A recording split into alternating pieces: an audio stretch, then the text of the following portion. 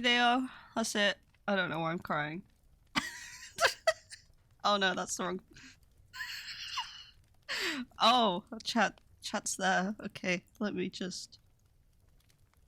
I prepared for this. I swear. Why would I go down?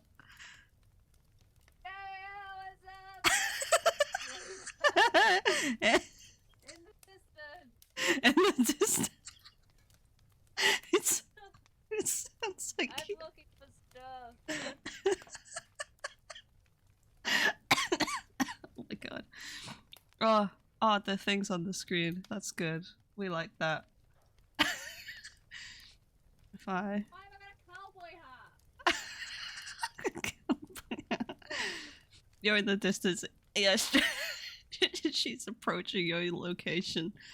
Hello, everyone. Hello, Dragon. Hello, Mao. Hello, Gidco. I hope you're all doing well.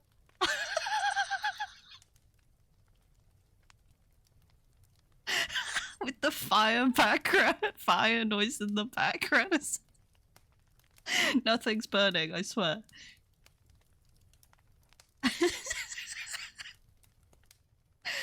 Oh no, Yuri is in the void. Save her. I'm about to The perfect cut-off point. About a fucking. Yeah, Yuri is joining it on the what's it called? Spooky stories. The stories. Stories. And I have some. I picked out some, and I also received some submissions that we're gonna read. I thought we would start off with Ginkgo's first because they're short and sweet, and I need to warm up on how to read. Yeah, it's gonna be a chill stream. We're gonna be we're gonna be Sister Shion is not in the room with me right now, so I can go for as long as I want within reason. Yeah. So we're gonna be reading some spook stories. I picked out 4 myself, I think, if I remember how to count. I had to close them all down because I had like 10 Chrome tabs open and OBS didn't like that. OBS like anything.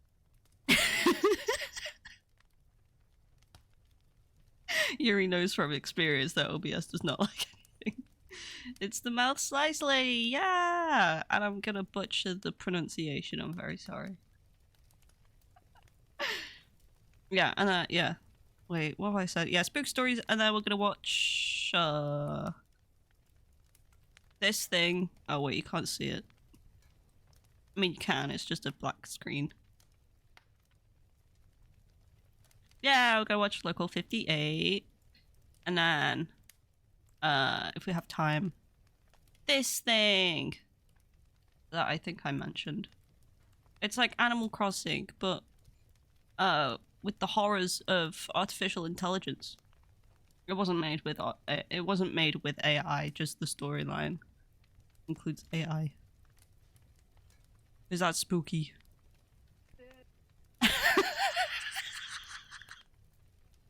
His car is open. Yeah, nice and chill. Or spoops. My coffee's cold now.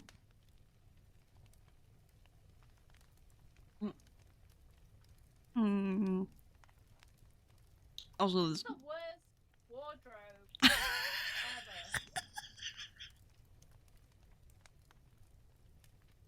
Are you roasting your own wardrobe right now?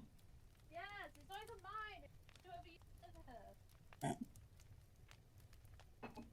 Not implying that I've stolen a house.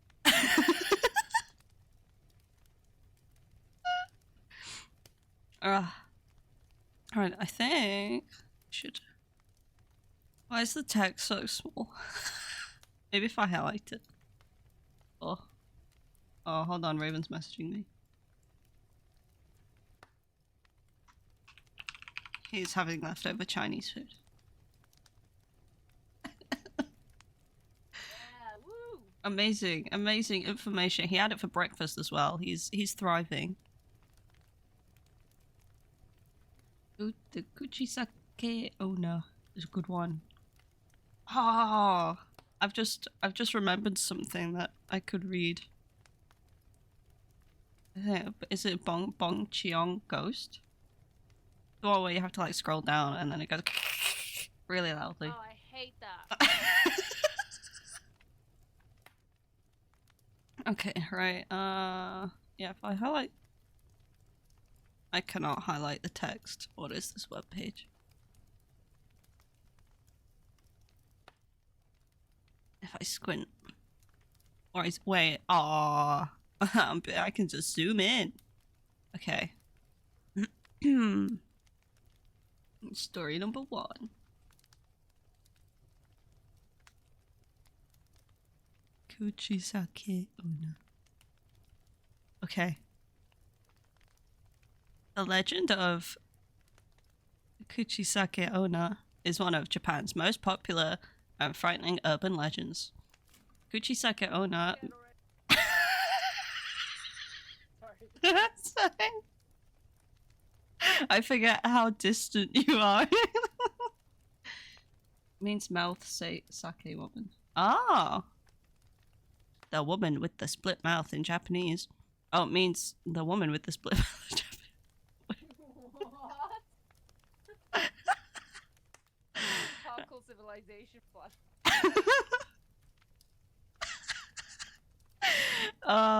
Secondhand. This is.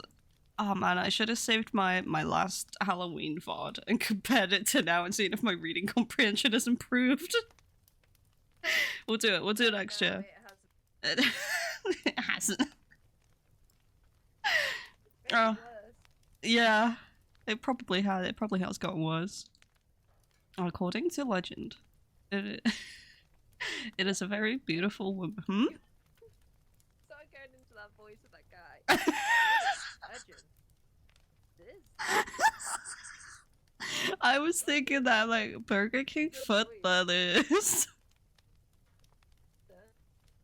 I never expected. No. Never been again. I'm so glad we both thought the same thing, but I wasn't gonna say it. Oh. Oh no. According to legend. Do the whole story.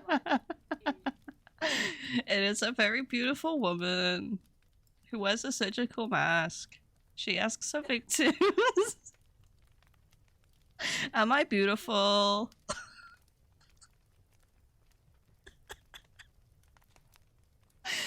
Why is it actually easier to read like that though? If the person answers yes, she removes her mask. I'm gonna be slipping in and out of that now. I'm not sure right now if this is horror or comedy. Horror. You'd never expect. Story. Change your voice. Look at this. True story. True story. Happen to me. Right now. Oh, where was I?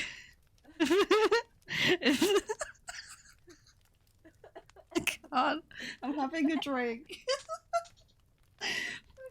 I've got like 2 sentences.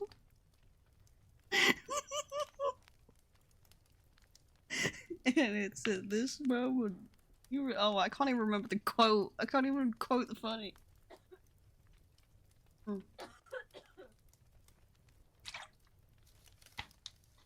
Hormedy, you could say. Yes, Hormedy.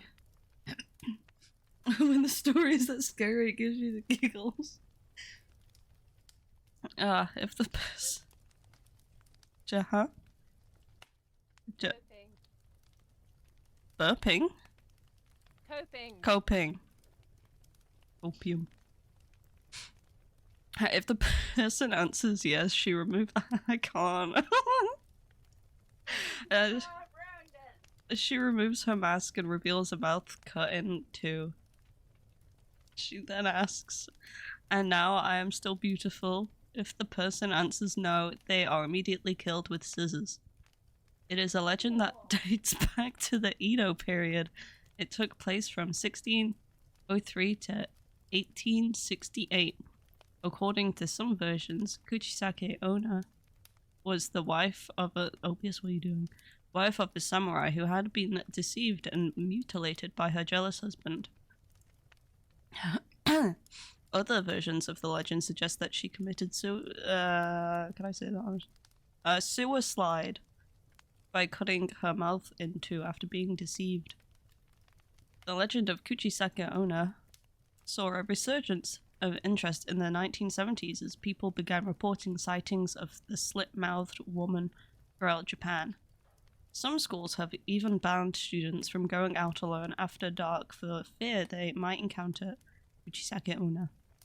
This legend has also inspired many horror films and manga. The Japanese continue to tell this story to scare children and adults. Ooh. Very nice artwork there. We broke Neo in first 5 minutes. But like, what if you say she's beautiful after she takes the mask off? What then? I mean, she's looking pretty beautiful in this picture.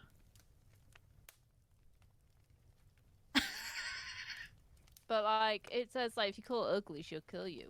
What happens if you say, "Nah, I'd still hit that"? What happens then? Did she take you out to dinner? Are you on a date? Are you wife? Did she wife you? Damn, she is still pretty. Sky, oh my god! Yes. Then she makes your face like her. Yeah, when you... I mean, we were both Do not I- paying attention to the story. But do I get wife? But does Yuri get wife? Oh, Q, welcome in. Beautiful. Is this the fabled cultural beauty standards? Yeah, we all need these mouths now. Mouths. I'm gonna introduce her to my friend, the Joker. Doesn't Joker have a wife? Yeah, I like these scars. No, Harley Quinn is not married to the Joker. Oh no, They have a she's toxic Poison Ivy. She's relationship. with Poison Ivy though, isn't she? Yes. Yeah. Yes. Gays. Oh, I did not know they took it seriously at school. Oh. Pretty Mao, you're gonna get killed. She's gonna kill you, Mao. Mao, you can't say that. Mao, no. Oh, rest in peace, Mao. There is a chance even confuse her with a different response.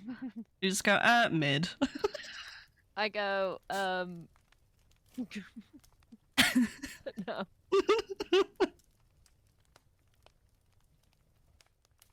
Yeah, if we know, yeah, if Mal disappears within the next 24 hours, we know why. Oh wait, when you call her, she may respond by saying no, yes or no. If she answers yes, she'll question, she won't come out. Still haunt and curse you. Ooh. Sorry, I'm reading on. It's okay. Apparently, the only way to avoid her is saying you're in a hurry, and then she will excuse herself and leave you alone. Are you reading the next one? Yeah. You're in a hurry. Oh, that's cute. So, like I do with most people who approach me on the street. yeah, like, go away. Just ignore them. Not right now. Don't make right now. eye contact. Neo would be dead. I would be stun locked. I wouldn't know what to do. I would just go, I know for a fact because Neo doesn't understand social cues, as proven today. Yeah. Yeah. I got asked out by a customer. Not even the customer, it was the customer's No. friend. I almost threw a guy out of underworld work.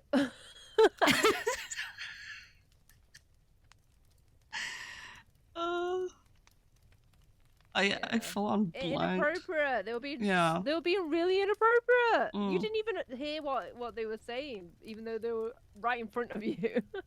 Yeah, I think my brain shut down after I Yeah.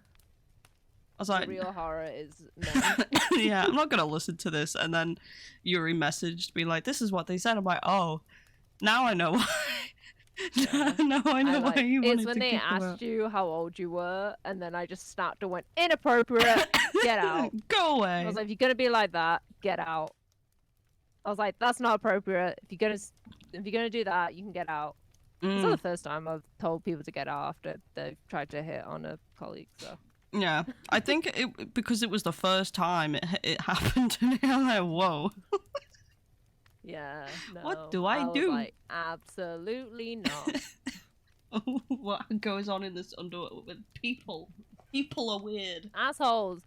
You know what's funny? The guy who called me princess was at the till area next to him. So I'm like, so after I shouted at that guy, a guy like eyed up the princess guy and was like, yeah, you better, you you better watch not. out. And you. I like how that guy is now referred to as princess guy in the store now. It's like flipped. It's not flipped on him. Him calling me princess is now giving him the nickname princess. Little Anyway, princess guy. back to stories. Oh, also, that gamer, thank you for the horrors follow. of I customer appreciate service. it. The horrors of customer Service. Oh, I The need true to see scary these. stories. The Legend of Hanukkah-san. The Legend of Hanukkah-san is oh, I need my mint cursor to follow the words. A Japanese urban legend that tells the story of a young girl named Hanako who haunts elementary school toilets. According to the legend, if you enter the girl's bathroom at school and knock on the third door 3 times, you can call Hanukkah-san. She will then appear wearing a red and white dress and sporting black hair. Some say Hanukkah-san was a young girl who was murdered in a school bathroom by a soldier during World War II. Others say she committed suicide in the school bathroom by killing herself, hanging with a rope. When you call Hanukkah-san, she may respond by saying yes or no. If she answers yes, she will come out of the toilet and attack you. If she answers no, she won't come out, but some say she can still haunt and curse you.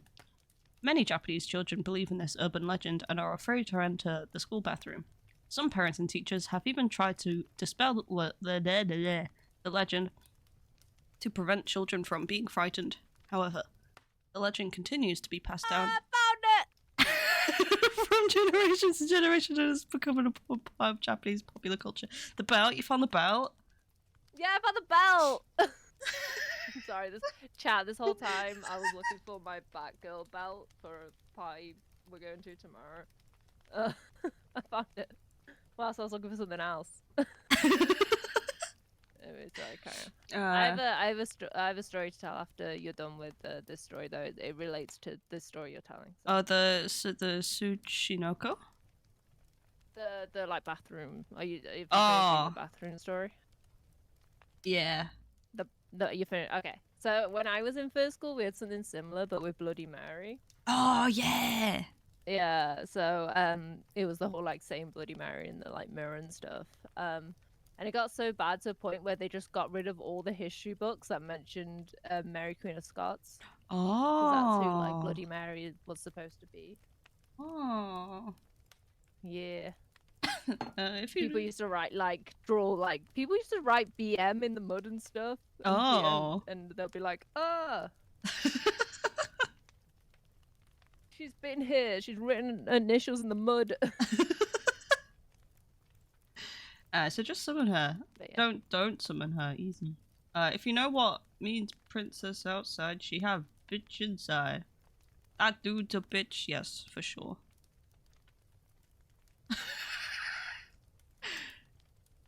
Oh, snake! The Legend of Tsuchinoko. According to legend, the Tsuchinoko is a very venomous creature and considered a dangerous monster. Oh no, I did it again. If it is often described as having a reddish or orange color, as well as bright yellow eyes, its physical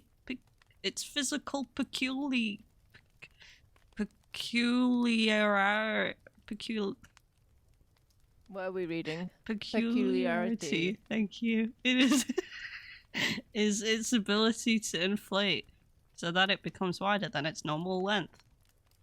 This peculiarity, hell yeah, allows it to move faster and to be better to defend itself against predators. The Tsuchinoko is known for its skill at hiding in camouflage, making it difficult to spot. However, if captured, it is said to be able to speak and even predict the future. According to some stories, the Tsuchinoko can move on two legs, which makes it even scarier. Yeah, a walking snake does sound pretty. Not 2 legs.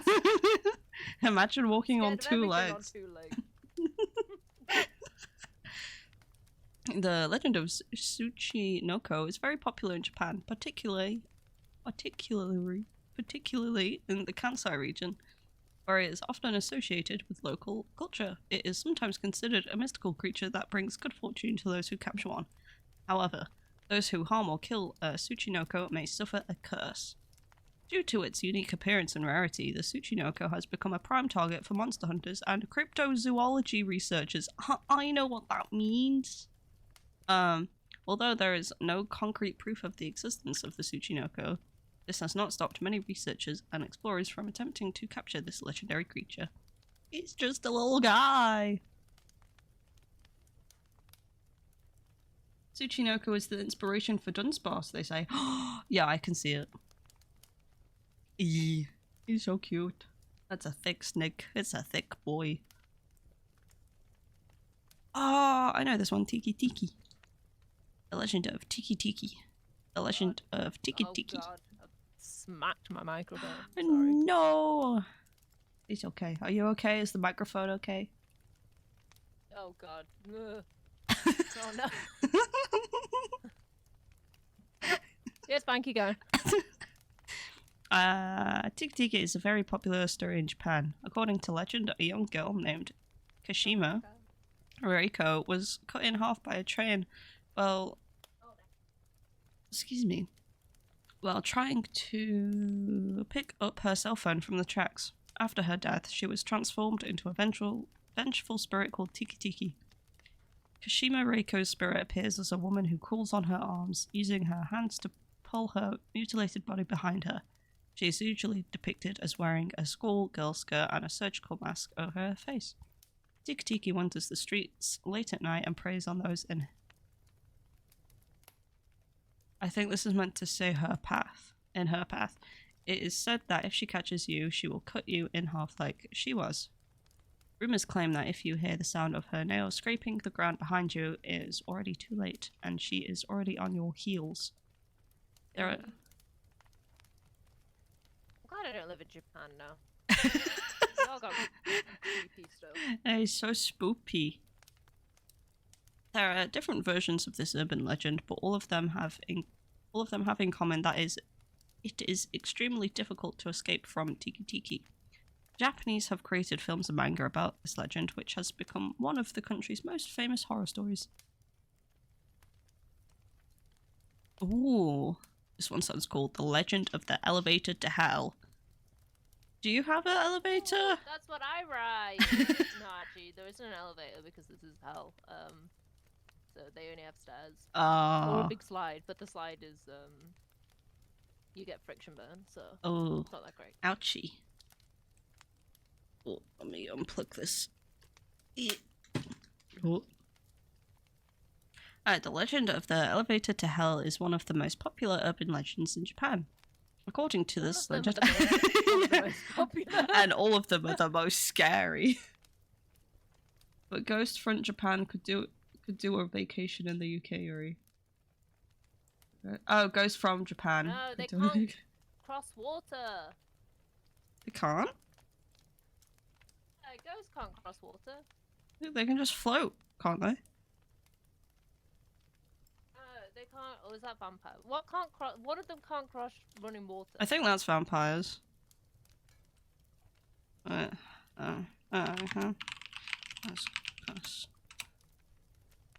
Vampires cannot cross running water. Hell yeah. Wait, can ghosts pass running water? Oh, wait. No, they both can't. They both can't cross. We were both correct. I've never been off this island. According to this legend, if you enter an elevator alone and press the buttons in a specific order, the elevator will take you straight to hell. The sequence of buttons to press varies between versions of the legend, but often includes pressing the basement button followed by a specific floor number. Once the sequence of buttons is pressed, the elevator will take the user to a spooky, unfamiliar floor where they might encounter ghosts or evil spirits. There have been many stories of people who have tried this legend and experienced paranormal events or mysteriously disappeared. Although this may seem like a simple urban legend, it was enough to scare many people in Japan. We come to the end of this article to conclude. To conclude, it can be fucked. We can say that Japanese urban legends have an important place in Japanese popular culture and fascinate many people around the world. These scary stories are often used to warn children of potential dangers or to encourage healthy lifestyle habits. Japanese urban legends vary greatly, but they all share one common aspect. They are capable of instilling fear and anxiety in listeners. They also remind us that beliefs and superstitions are an integral part of our society, even in the modern era.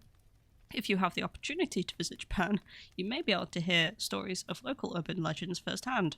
In the meantime, you can delve into the fascinating stories of these legendary creatures and immerse yourself in the unique culture of Japan. Oh yes, totally going healthy elevator usage. Yeah! Yeah. I really liked those. Thick jacket. Yeah, the jackets are pretty cool. I can see you wearing these.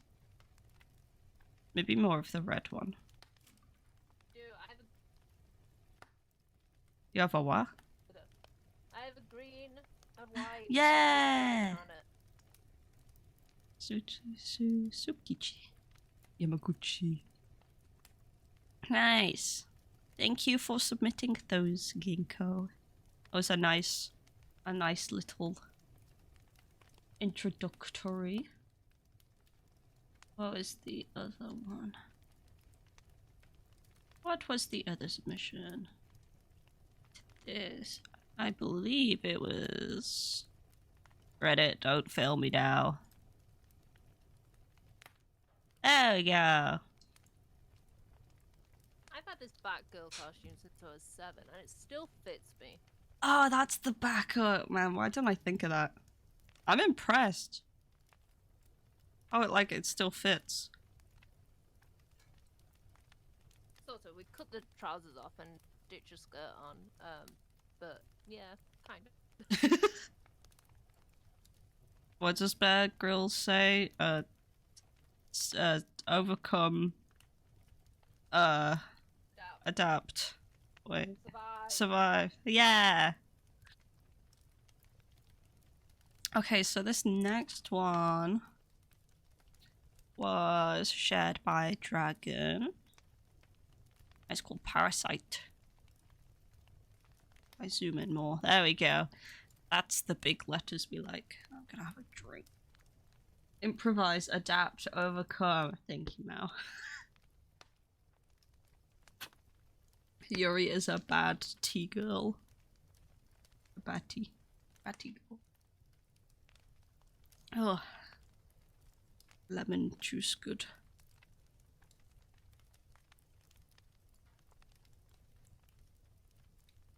Okay. Oh, all scary stories. I only know it from the memes. Me too, but I can't remember quotes. Ah. Maybe I should move chat up. I like you guys being behind me, but also I kind of use this to read as they come in.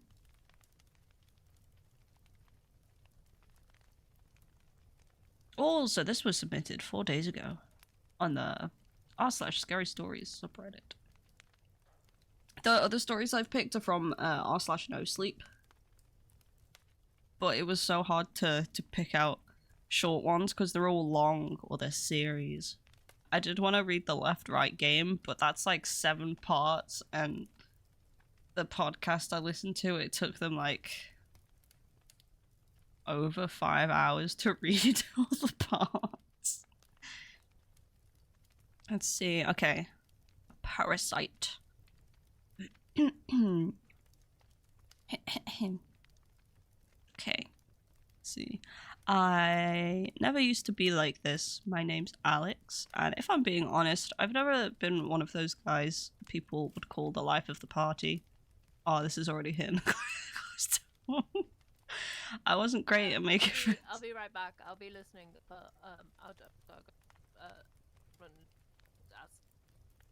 Okay. Be safe. I wasn't great at making friends, didn't go out much, and I've been single for as long as I can remember. But I was normal, you know? Quiet, maybe, but normal. I held down a job, kept to myself. People at work thought I was weird. I guess, kept their distance, but it didn't bother me.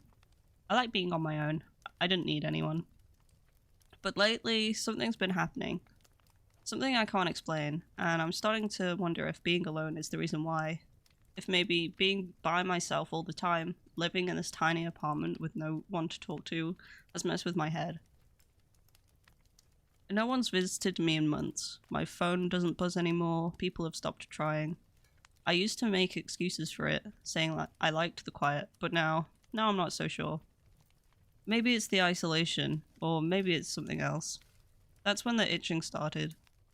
Just a little scratch at first, right at the back of my neck. Annoying, but nothing major. I thought it was stress, or maybe I'd developed some kind of allergy. You hear about people having that stuff all the time, right? It wasn't until the itching turned into something more that I realized this wasn't normal. I can't pinpoint exactly when things shifted. Maybe it was gradual, and I just wasn't paying attention. Or maybe it happened all at once, like flipping a switch in my head. But I felt something under my skin. At first, I thought I was crazy, but the more I felt it, the more I scratched. I knew something was there, growing, moving. I'm not crazy. At least I don't think I am. Crazy? I was crazy once. They locked me in a room. A rubber room. A rubber room.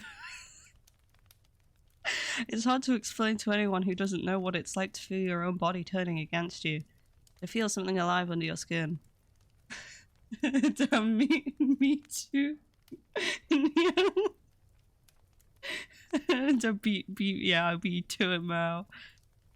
Some days I think it's all in my head. Other days I'm certain it's real. But no one else would believe me. Why would they? I barely believe myself sometimes. I tried looking it up online. That's your first mistake. Trying to figure out if this was some kind of disease or infection. There are forums out there filled with people who say they felt the same thing. Parasites, they call them. Bugs crawling beneath the skin, burrowing deeper. I laughed it off at first. Oh no, he used WebMD. Just here are my symptoms equals you're gonna die. Figured it was just people looking for attention, trying to freak each other out. But then it happened to me. I started noticing little lumps under the skin, just on my neck at first. Neck at first, small at first, barely noticeable, but they didn't go away. They'd shift, like something was writhing beneath the— oh, that's a good word. Writhing beneath the surface. And every time I pressed on them, I swear I could feel them move. The itching became unbearable, like ants crawling just under the skin. And no matter how much I scratched, no matter how deep my nails dug in, it wouldn't stop. It wasn't just lumps. Soon my skin started to blister. Tiny, raised bumps that oozed yellow fluid when I pressed on them. I tried to ignore it, but then more of them started showing up. Small pin-sized holes. Holes that leaked, that itched worse than anything I've ever felt. I stared at them in the mirror, watching them spread like a disease across my neck down my arms. And then I started hearing things. I'm not sure when the noise began, but once it started, it never stopped. This buzzing in my ears, this constant whir, like cascaders. Yeah, screaming just beneath my skull.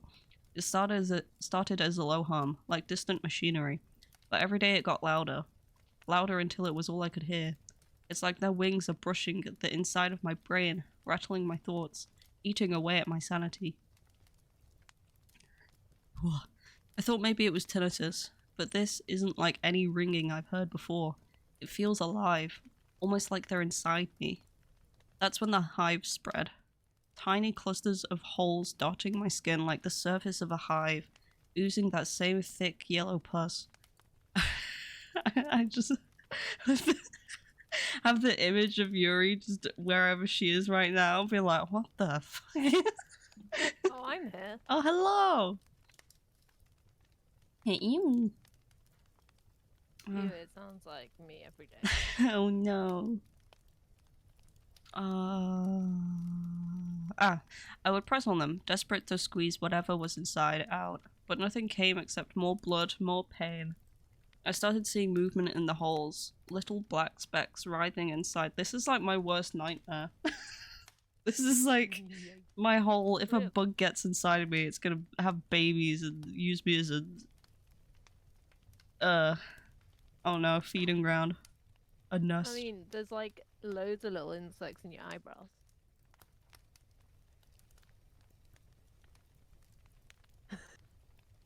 You?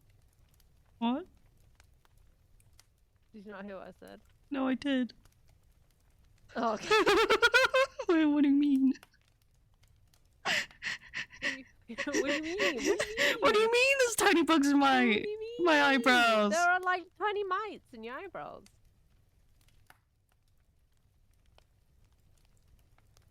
Eyelash mites, also known as Demox mites, are a type of 8-legged parasite. They live in or near the hair follicles on the face and eyes, and are found primarily near the eyelashes and the eyebrows. They're just part of like human. Ah, Neo, I just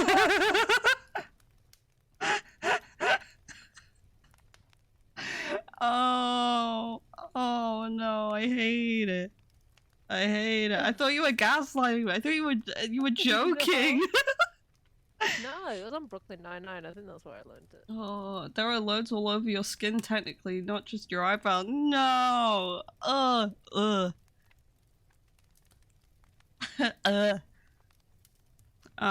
It's fine. I can't see them. I think that I can't see them. That's good.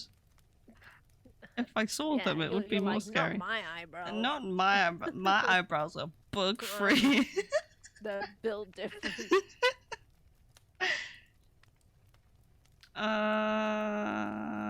Like something was nesting in me. I thought maybe if I cut into them I could dig it out, but every time I tried, the thing slipped away, burrowing deeper under the skin.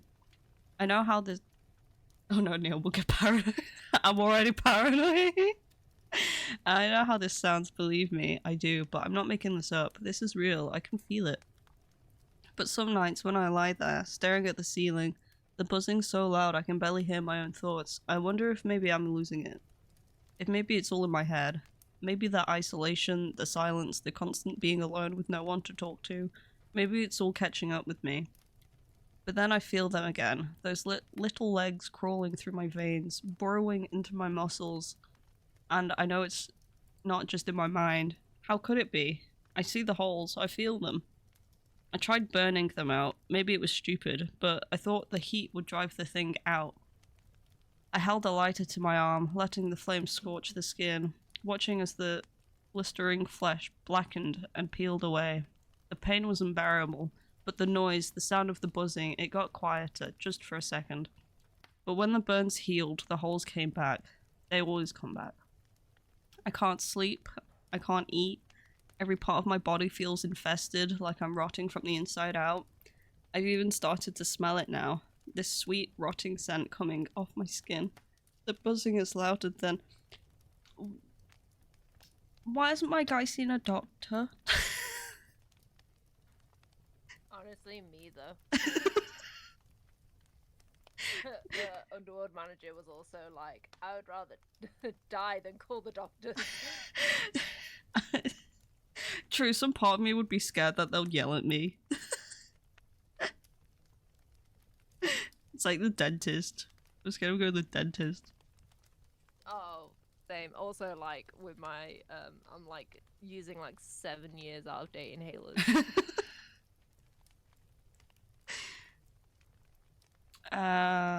The cascaders deafening in my ears, drowning out everything else. Every time I close my eyes, I see them, the little black shapes crawling just beneath the surface. Burrowing deeper, spreading. Oh, wow. If I read like 2 more lines. I tried calling a doctor once. I made the appointment.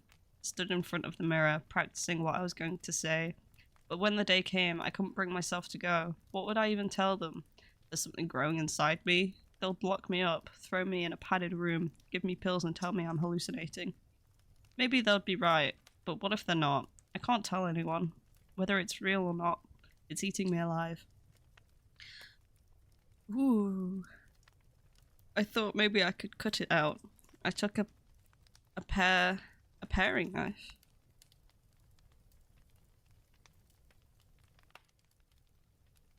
From the kitchen. Its edge dull, but enough to do the job.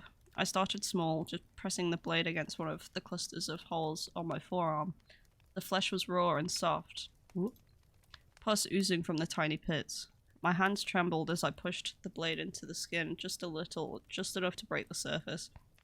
The buzzing grew louder, almost like the cascaders were excited, anticipating what I was about to do. I pushed deeper, the blade sinking into the flesh with a sickening squelch. The skin peeled back under the pressure, tearing in uneven lines. Blood welled up around the knife, thick and dark, but beneath it I could see it. I could see something moving, just under the skin. Something black, something squirming. I dug the knife deeper, desperate to reach it. The pain was intense, like fire crawling through my veins, but I didn't care. I had to get it out. I had to stop whatever was inside me before it spread. I yanked the knife through the flesh, pulling it away in ragged strips, revealing the raw red tissue underneath. The blood poured from the wound, mixing with the thick yellow pus that dripped from the holes. I used my fingers to pry the skin apart, tearing at the meat like a butcher at a carcass. My nails dug into the flesh, pulling it away in chunks, but no matter how deep I went, I couldn't reach it. The thing inside me slipped further away, burrowing deeper into my arm. I could feel it crawling through my muscle, feel it laughing at me, mocking me. Okay, judging by the reactions, I guess I can call myself lucky for getting a customer call and missing the first part. Sounds like I arrived at the worst part, though. Getting into the meaty gritty. Meaty gritty. Meaty gritty? The meaty gritty? The meaty gritty. Oh, no pun intended. I think that's the saying. Meaty gritty? Meaty gritty. No. No. You're combining sayings. Oh. No, you're getting into the meat of it. The meat of it. Do the gritty, Neo. No, I am not doing the gritty.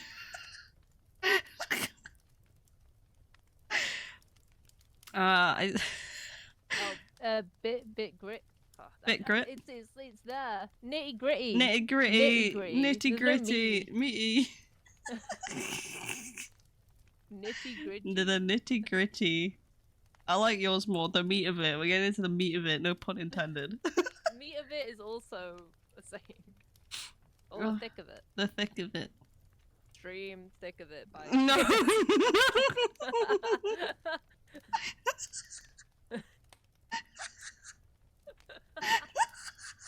You're welcome, KSI. Not even sponsored. Oh my god. I'll be waiting for my. I had. Hear from my lawyer. I had erased that from my brain. Oh I'm gonna have that stuck in my head now. I can't remember how it goes. Wait. I just remember the big zoom in of the to the ring. ring to the. You right to the ring. He just keeps rhyming ring with ring. To the king. To the ring. To the ring. When they, oh yeah, so like always answer with ring. I stabbed off. I stabbed again, over and over, each cut more frantic, more desperate. The pain blurred into a dull, throbbing agony, the blood pooling on the floor, staining my clothes. I screamed, my voice hoarse, but the buzzing only grew louder, drowning me out. I reached into the wound, my fingers slick with blood, and tried to dig it out. I could feel the squirming mass just beneath the surface. Feel it slipping between my fingers. It was slick like oil, sliding through my grasp every time I thought I had it. I ripped at the skin, pulling it away in long, ragged strips, exposing the bone beneath. The buzzing was deafening now. The cascaders screaming in my ears, filling my head with maddening song. But no matter how much I tore, no matter how deep I went, I couldn't find it. It was still inside me. I like how descriptive it was, but also I get very squeamish. Was that it? Yeah, Oh, that I was guess that they one. live. Yeah, I'm sure I'm sure Alex made a very swift recovery. I like that, but also now my hands are weird and tingly. I don't like. Nah, that stuff doesn't get to me. Yeah, just there. Arm stuff, and neck stuff. No, icky. You can if you stab the stomach, I'll be fine. As if cascaders were not bad enough already. I like the sound they make. That is not the sound they make. What? What was that? I don't know. Don't they just go like?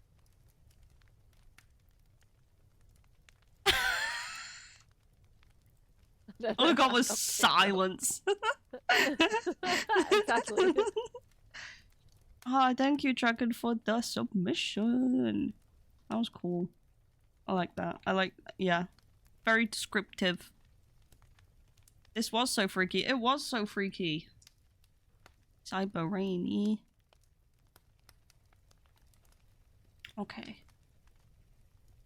Our next story. Wait, can I give it an upvote if I'm not logged in? I cannot. Oh, any chance we can get the links at the end? I will post the links.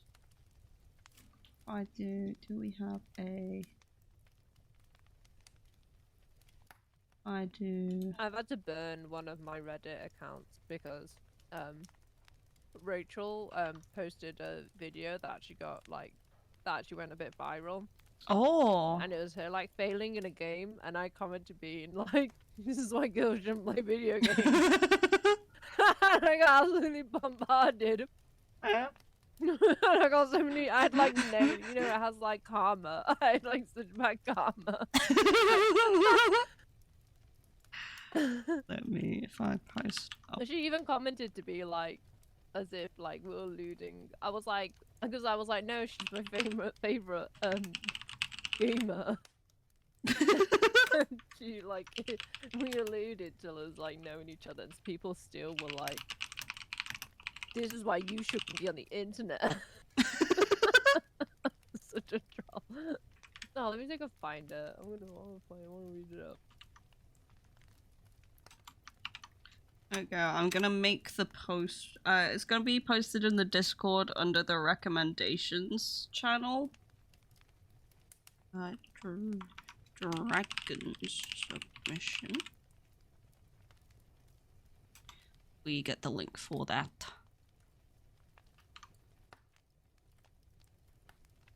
Paste that. Let me... Oh, did I accidentally keep that one open? I did. Do I want to do that one next? What other ones do we have?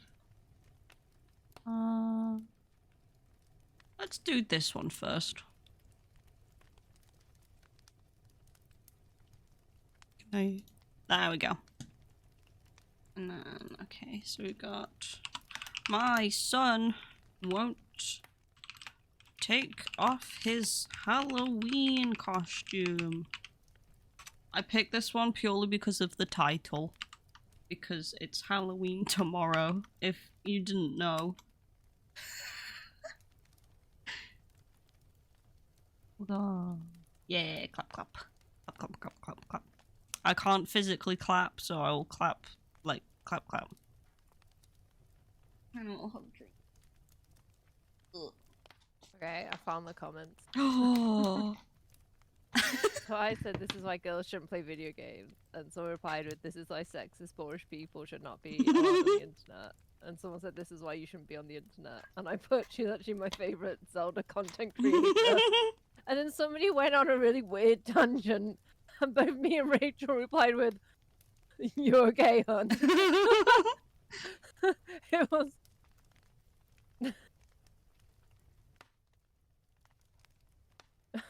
It sounds like a copy pasta. They go, "I'm a girl and I mastered video games. I just obliviated 3 silver Lionels yesterday in 1 minute. I played the game 36 times and defeated Ganon 12 or more times each time. I found the secret and glitches of the game. You dare oppose me, you stupid sexist person." Yeah, that sounds like a copy pasta. I think I put, "Yeah, it sounds legit." And they put, "It's real fucker, no one believes me." And then keyboard smashes. And then a cowboy. And then a gun pointing at the cowboy. Emojis. And Rachel replied with, "You okay, hon?"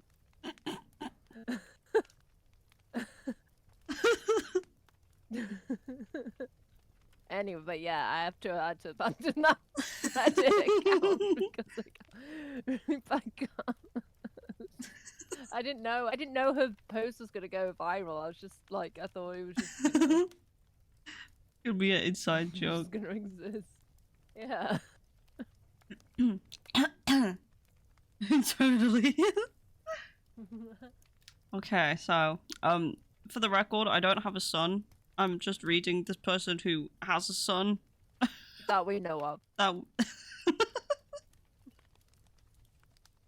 I am the son. Do you want me to read this one? If you want to read it, I don't know. Wait, let me see how long it is. Can you read all that?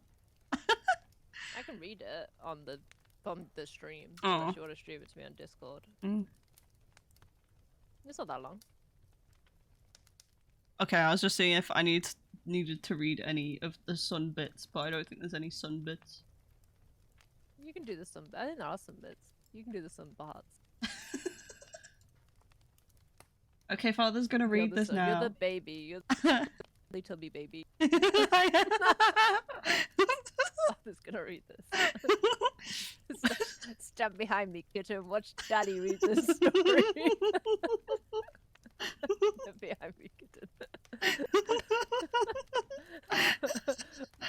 Watch how Daddy reads this story. That's referencing GG from the spelling bee. Anyway. Oh, I'm gonna clip that. My son won't take off his Halloween costume.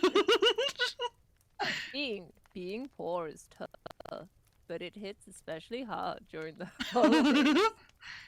Halloween is the first reminder that you don't have that you don't have the disposable income for your kids' happiness. I took Austin down to the local thrift store we visited frequently. They had a rack of reject costumes from supermarkets, a few cheap latex masks, corny novelty party hats, and one very well made green and yellow bellied dragon costume that looked like it could fit Austin, and Austin only.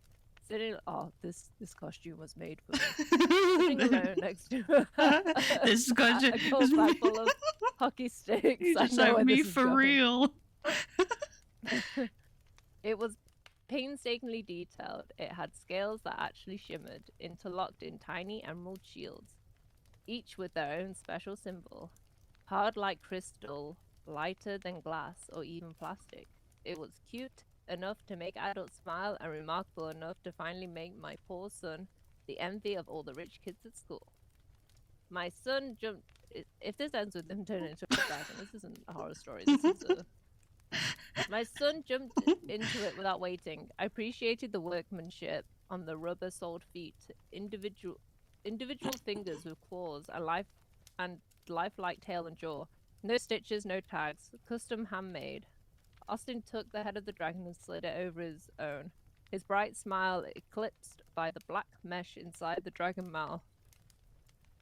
He begged me to get it. It wasn't cheap, at least for us, but well worth it for Austin. Austin wore the costume all day from then on. That was the 27th. When we went to his first friend's costume party of many, he was the hit of everyone. So it was no wonder why he loved the dragon so much that he wanted to sleep in it. Whoa. Whoa. Seeing as how it was one giant plush and armored sleeping bag, we agreed. It seemed like we kind of had to. The kid did all of his chores and homework in that costume, as if he was trying to buy a favor with us before he asked if he could keep the costume on. We said yes, even at school he could wear it until Halloween.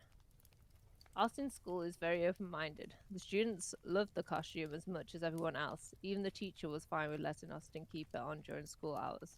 It was the first week where Austin the dragon didn't get in trouble. Austin even got a rare A on his spelling test during the week before Halloween. Damn, I'm not seeing the spookiness in this. He ate his veggies and brushed his teeth through a slot in the mesh. That was hard to see at times, and it sounded like he was showering every night without us needing to tell him to. Why not let the kid have some fun? Man, it's gonna be so musty though. Ugh, it's gonna stink. Austin's last Halloween is my bet for the best Halloween nights any kid has ever had. Every house was its own little amusement park of treats and decorations, almost all of them for Austin the dragon. A legend that every kid spread at school. It seemed that every adult played along as knights or maidens or queens, and even some of the other kids copied his costume, leading a band of dragons to terrorize the neighborhoods looking for chocolate late into the weekday night.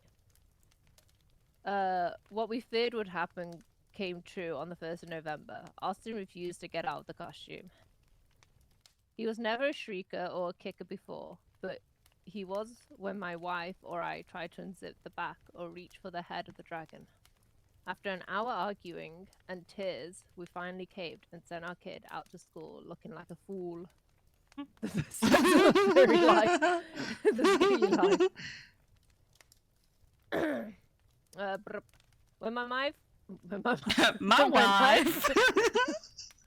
my wife called me that afternoon saying it was the school and that it was emergency. All I could imagine was a group of bullies beating up my son in his costume. I rushed all the way to the school nurse's room, where I saw my son on his stomach, laying on the reclined bed, still in the dragon. The nurse told us that a kickball had flown over the fence and bounced off a trucker's bumper, launching the ball into a lamppost, and then, Jesus Christ, to the back of my son's head as he was walking out of lunch. Oh my god. Oh. A strange event, a stroke of bad luck, path of the storm, and all that. The nurse did have good news, said the helmet inside the costume may have saved his life, as she could still feel a pulse with the costume on. Austin was unconscious and may have been hemorrhaging. We needed to get it off of him. The helmet was... Why haven't we called it ambulance? the helmet... That's America, isn't it? Probably. The helmet was stuck tight. So were the side and bottom zippers. The nurse had to ask a custodian for a pair of pliers to get the better grip on the zipper tab. The nurse clamped onto it and tugged. My wife helped her.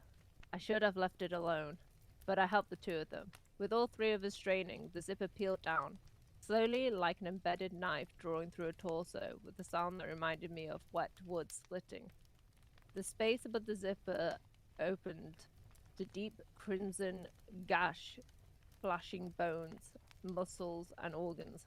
My wife screamed as the nurse yanked up the zipper alone, closing the oozing, bleeding zipper as best she could as we picked him up.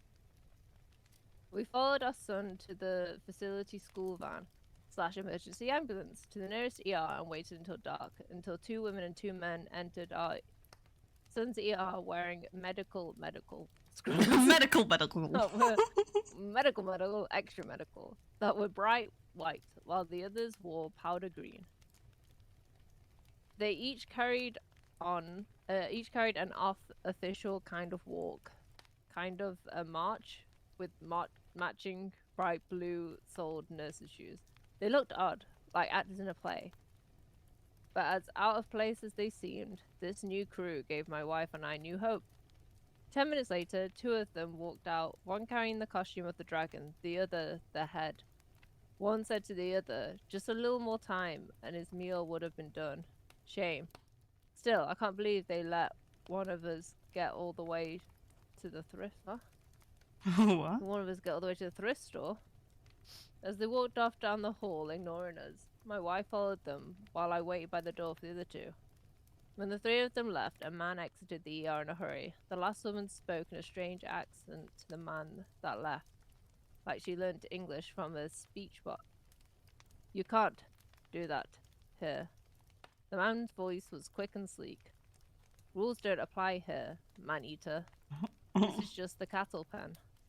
I physically stopped the man with my arm, his brown eyes ruffled, and shot down at me in indignant fury as I asked, do you know anything about my son, Austin?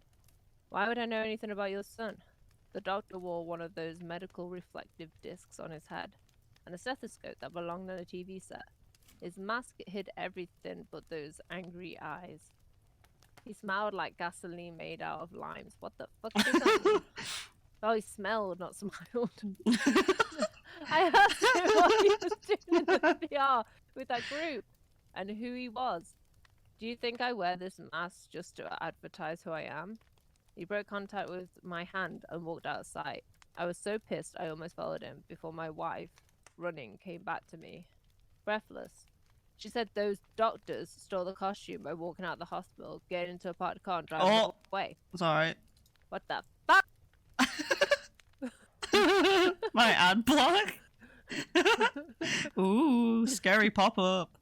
We came back to ER and found the group standing outside waiting for us. The doctors tried to explain that they didn't know what to do, as the costume appeared to be fused with Austin's skin. And no matter where they cut into Austin. Nobody knew who the group of strange 4 were or how they got the costume off. My wife and I pushed our way in past the barricade of bodies to see the half-digested bloody mess from hell all over the operating table and room. In the mess was Austin's watch, pickled and shriveled like it had been sitting in stomach for nearly a week. I ran from the ER so quickly that my shoes slipped off halfway through the sprint. The first thing my eyes landed on was the blue bathroom symbol, and I bolted there to throw up and have my breakdown. The men's room door was propped open, and I had no shoes left to make a sound. That's why the arrogant doctor who blew past me didn't stop listening. He didn't hear me or see me. What the fuck is happening here? He was standing at one of the toilet stalls with his bright blue-soled shoes.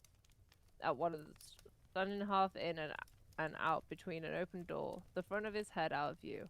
I saw what looked like his deflated face and neck resting on his shoulders like a coat hood not in use. He then grabbed his own face with fake lips and empty eye holes and pulled it out of view into the stall as he put it on. I heard what might have been a zipper closing up. I swore I saw his body jerk up a bit, just like he just noticed I was standing there, watching everything. I bolted out back into the arms of my crying wife. We called the staff and we waited for the man in the men's room to exit. When no one did, we searched the place and found nothing but the toilet he was using, filled with blood and half-digested chunks of bone. Oh. That was...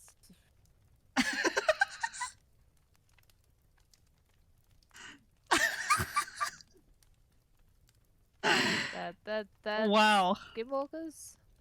Yeah. Yeah, I was thinking that. They eat Especially with the What's whole inside? clipping of the voice, like the voice not Yeah. sounding.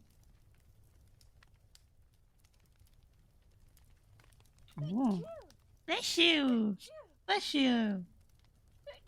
Bless Oh, you. oh, sorry, I'm allergic to whole sentence structures.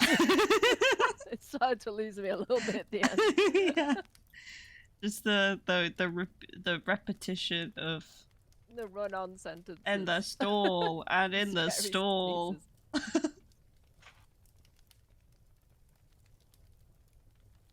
Let's see what the next one is. Just like your recent scary stories. No sleep. Mint. Mint. Oh, you can see that. Oh yeah. It's the on stream as well. Oh, that's fine. A lot of no in it. Yeah. Oh wait, what was I doing? You've read that one. Sorry. Sorry. I'm sneezing in the mic. Neil Oh, wants it's to sneeze. okay. I just fucking. I can bless you. You're now blessed.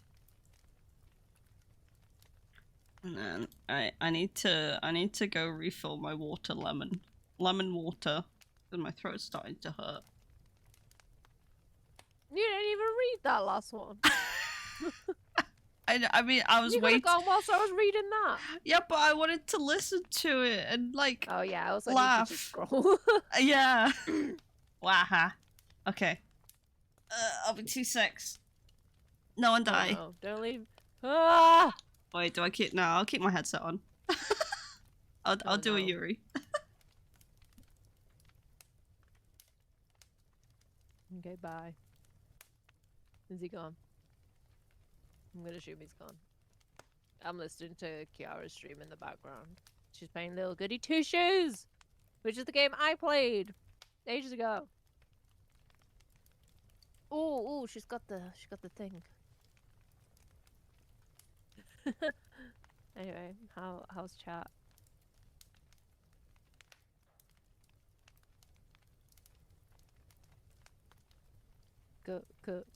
Cool story.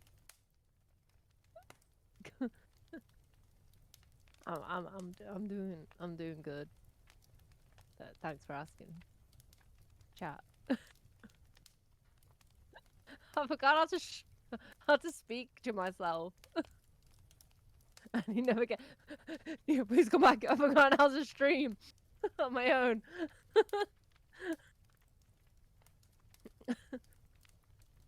I got distracted by Kiara Takanashi the love of my life.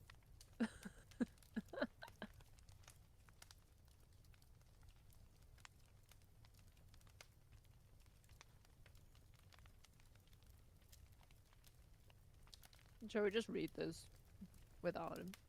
Your stream now, innit?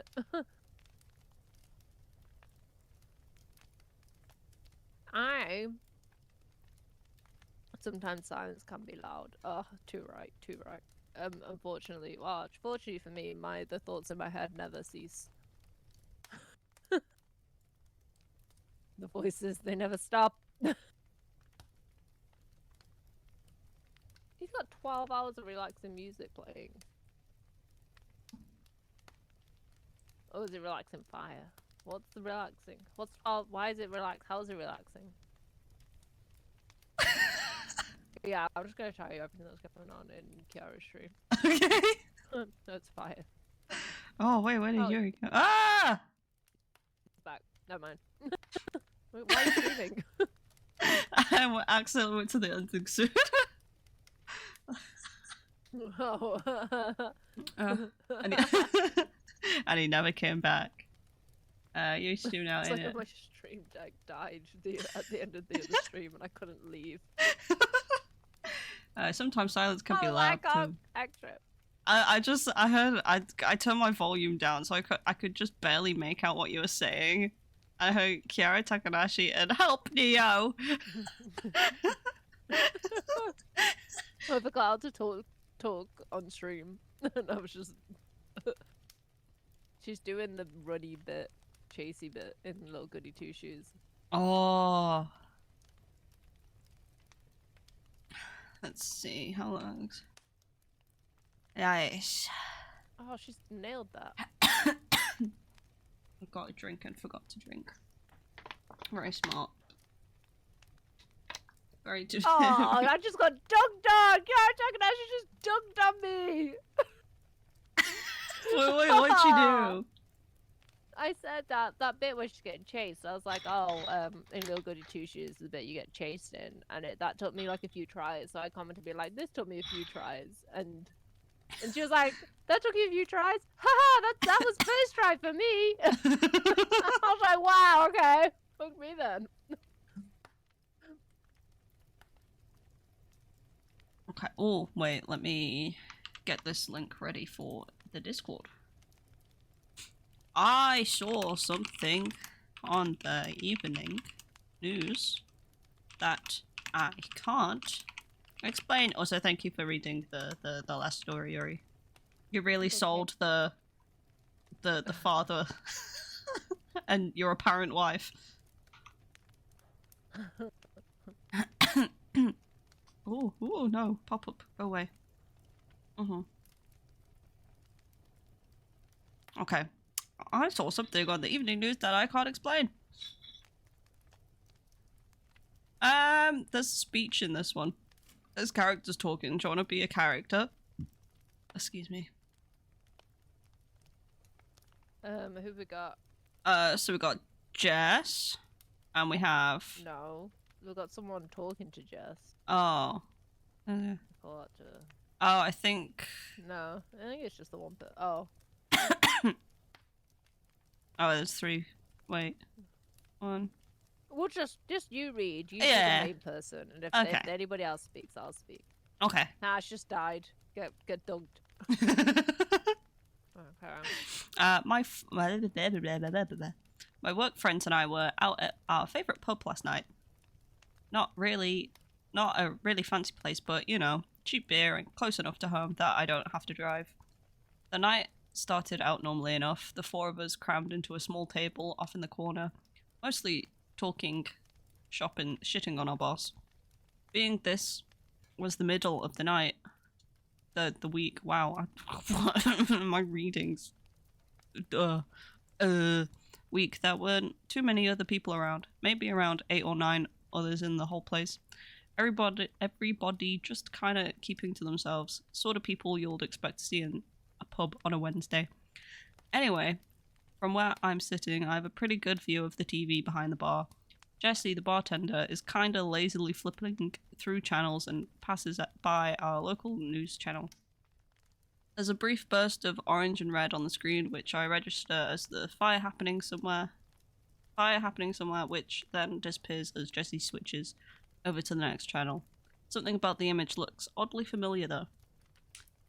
Hey Jess, can you switch that back? I call out to her. The news comes back on and suddenly I recognize the building in the frame. It's my building. And it's burning. Holy shit, I say loudly, enough that a few people follow my gaze to the television. That's my apartment. The crowd in the bar falls kind of quiet. Everybody staring up at the screen now. The screen shows a wide shot of the outside of my building. The camera must be set up on the north end of the block because I recognize a lot of the shops on the ground floor. Property management, dry cleaner, convenience mart, etc. The top left corner of the building is aflame. It's not a huge fire by any means, but it looks like a few units between the top 4 floors or so have already been engulfed by the flames. Jesus, man. One of my co-workers says. That sucks. There's an uncomfortable murmur of agreement that passes around the table.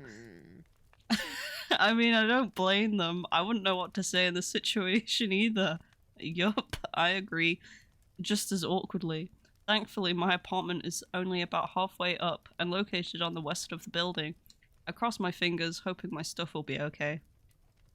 The camera cuts to a reporter on the scene. He's standing a little further away, looking at the shops in the background. I can tell he's across the street on the northwest corner of the building. Yeah. Firefighters are expected on the scene at any moment. he's saying. And I could have said. oh, you want to read that? Firefighters are expected on the scene at any moment, He's saying. and hopefully they'll be able to contain this horrible inferno before it spreads any further. As I was saying before, it was very fortunate that everyone was able to evacuate the building before things got too bad. Or who knows what tragic events may have unfolded. He's really laying it on thick. My other co-workers jokes. I chuckle a bit. All things considered, at the moment, it really didn't seem all that bad. But then a few moments later, hang on. the reporter on the TV says, We're getting some updated information. It seems... Hang on one moment while we readjust the camera. the previously lockdown camera starts to shift, the angle focusing on an area of the building about halfway up the west side. All the lights in the building are out except for one. I feel a weird creeping sensation as I start counting the windows from the bottom. 5 up, 2 over. That's my place. I swore I turned that light out, I think at first. Then I see it. There's a person standing in my window. The camera is zoomed out too far to make out any features, but it definitely looks like a man, and it's definitely standing in my apartment. I watched petrified as the camera zooms in closer, the reporter babbling on about The overlooked, ill-fated soul still strapped in the blazing such and such. As the image gets closer, I start to make out more details. The person is dancing or something. I don't really know how to describe it, but he's moving around a lot. And everything he's doing has this bizarre rhythmic quality to it. He starts waving his arms in the air, back and forth, and then he's waving them up and down at his sides. Then he's banging both fists on the glass. Then he's waving his arms over his head again, back and forth. Everything he's doing is to the exact same tempo. 1, 2, 3, 4. 1, 2, 3, 4. Do you not know how to count tempo? Wait. 1, 3, 4. four. Oh. 1, 2, 1, 2, 3, 4. 1, 2, 3, 4. 1, 2, 3, 4. 1, 2, 3, 4. I got 1, it. 2. I could only catch a 4. A random question, but could Yuri try to read one character like William Shatner and his famous pauses? Who's William Shatner? What? No! Who's William Shatner? He's on Star Trek. I can spell. Let's copy and paste it from Ginkgo's comment. Oh, that guy! Kirk. Mm-hmm. Kurt. He starts jumping up and down, waving his arms over his head like he's trying to get someone's attention from a long distance. But everything is to the exact same rhythm, over and over again. 1, 2, 3, 4. 1, 2, 3, 4. There we go. What in the fuck? I say, my voice a hoarse whisper. And then the camera gets a little closer, and finally we can make out the person's features. It looks almost exactly like me. It's wearing the exact same clothes that I'm wearing now, clothes I changed into moments before leaving the apartment earlier. Its face looks almost exactly like mine as well, except for its eyes. Its eyes are far too big for a normal person. It also has this almost comical look of horror on its face. I don't even know how to describe it. Imagine if someone were pretending to look scared, but as a joke. It would have almost seemed funny if the circumstances were different, but instead it was just extremely unnerving. No one in the bar is talking now. Everyone is fixed on the TV. The person is still swaying and waving around, beating its hands on the glass or jumping in circles. I almost didn't hear the reporter mention the fact that firefighters have rushed into the building and are now headed for my floor. Oh god. I think, without really understanding what was happening. Please don't go in there. I stare transfixed at the screen. From this angle, you can just barely see the top of my front door through the window. Not too far behind, where this creature is flailing around. Right now, it is holding its face in his hands and shaking its head from side to side as if saying no. Suddenly, the door behind it bursts open, as presumably the firefighters have entered my apartment. The creature stops moving. For a second, I see its expression change. The comical look of horror is gone, replaced by a huge smile filled with enormous pointed teeth. Then the lights go out. We all just sat there, staring at the screen as the camera slowly zoomed out from the now dark window. No one says anything as we all quietly pay our bill and leave. I went directly to my sister's place across town and asked to stay with her. I told her there was a fire at my apartment and that's it. When I tried to find footage from the news online later that night, it seemed like they had edited that last part out.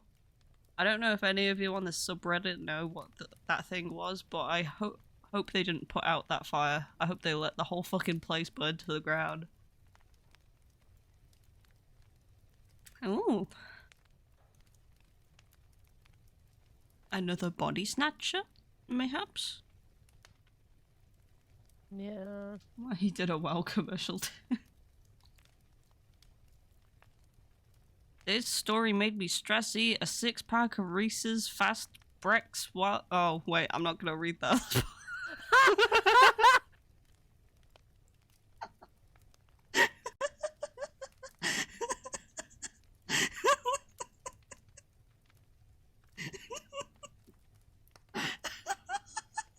I'm so glad I read ahead. I mean, we also all read ahead as well, so we also all read what that said. Oh.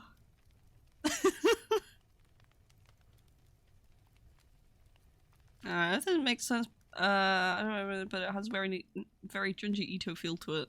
The weird nonsensical bit. Yeah. Yeah. Not that proudest though, Pat. King cat.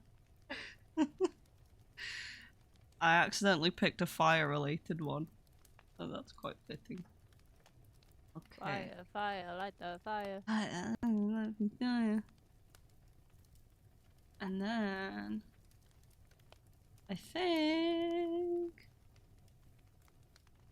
nice. Then there is one more that I picked out. I think I listened to someone read this a very long time ago, 6 years ago. Is this the Blackberry? Is this microphone? Is this Jared White?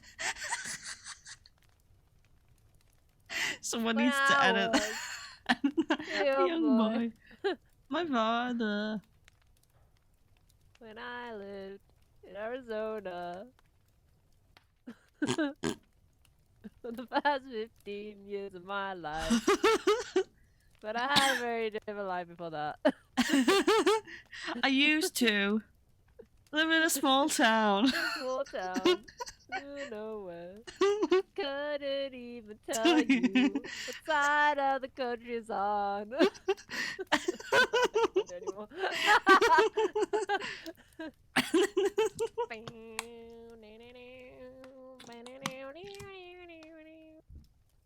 I wonder if I can play that on my melodica. Every month, a parade would pass through my hometown, but we were never allowed to. Man, I could just copy and paste this at it.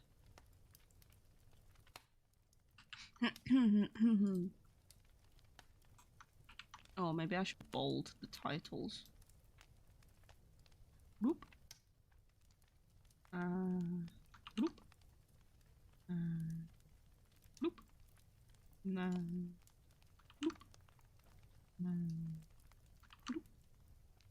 And I'll do the fancy quote thingy.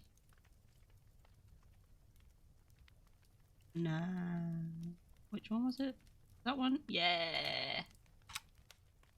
Nice. Okay, so all the spooky stories have been linked. Dude. And then what I'll do as well is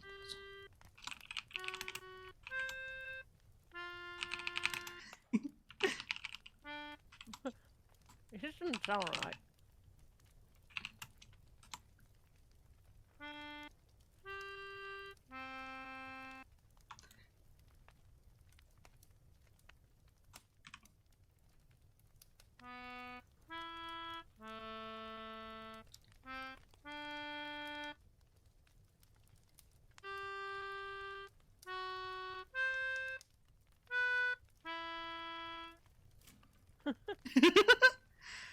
I can't remember it.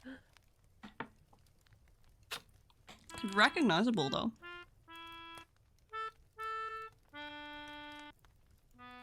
Ah. Okay. G F sharp B E D G C. Yuri makes background music today. Yes.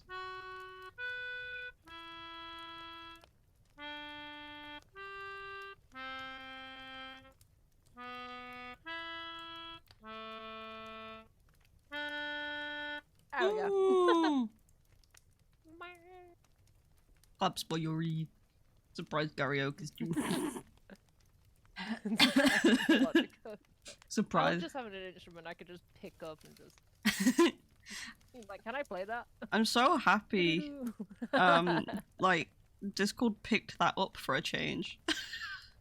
Oh, it's because I was playing the low notes. If I play it high, it doesn't like it. Ah. Right. Every month a parade would pass through my hometown, but we were never allowed to look at it. I can't remember if this one was good or not. I lived in Arizona for the past 15 years of my life, but I had a very different life before that. I used to live in a small town in the middle of nowhere. I couldn't even tell you what side of the country it's on, or if it even is in the United States. It was a small forest town with dense trees in all directions, but where exactly this particular forest is, well, your guess is as good as mine. Excuse me. The only thing I know for certain in the name of the town... Wait.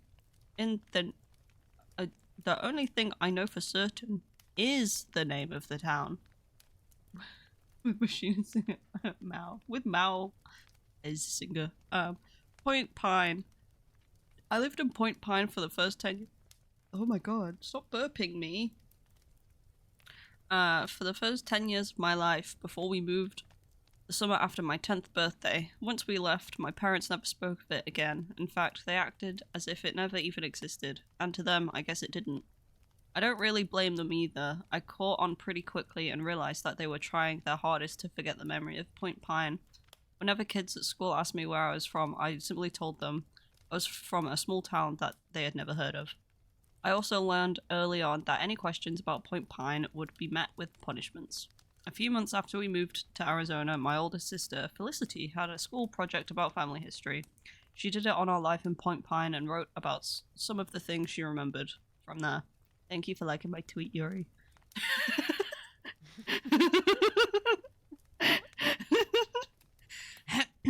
Our mum found her project. What do you mean? I'm not on Twitter.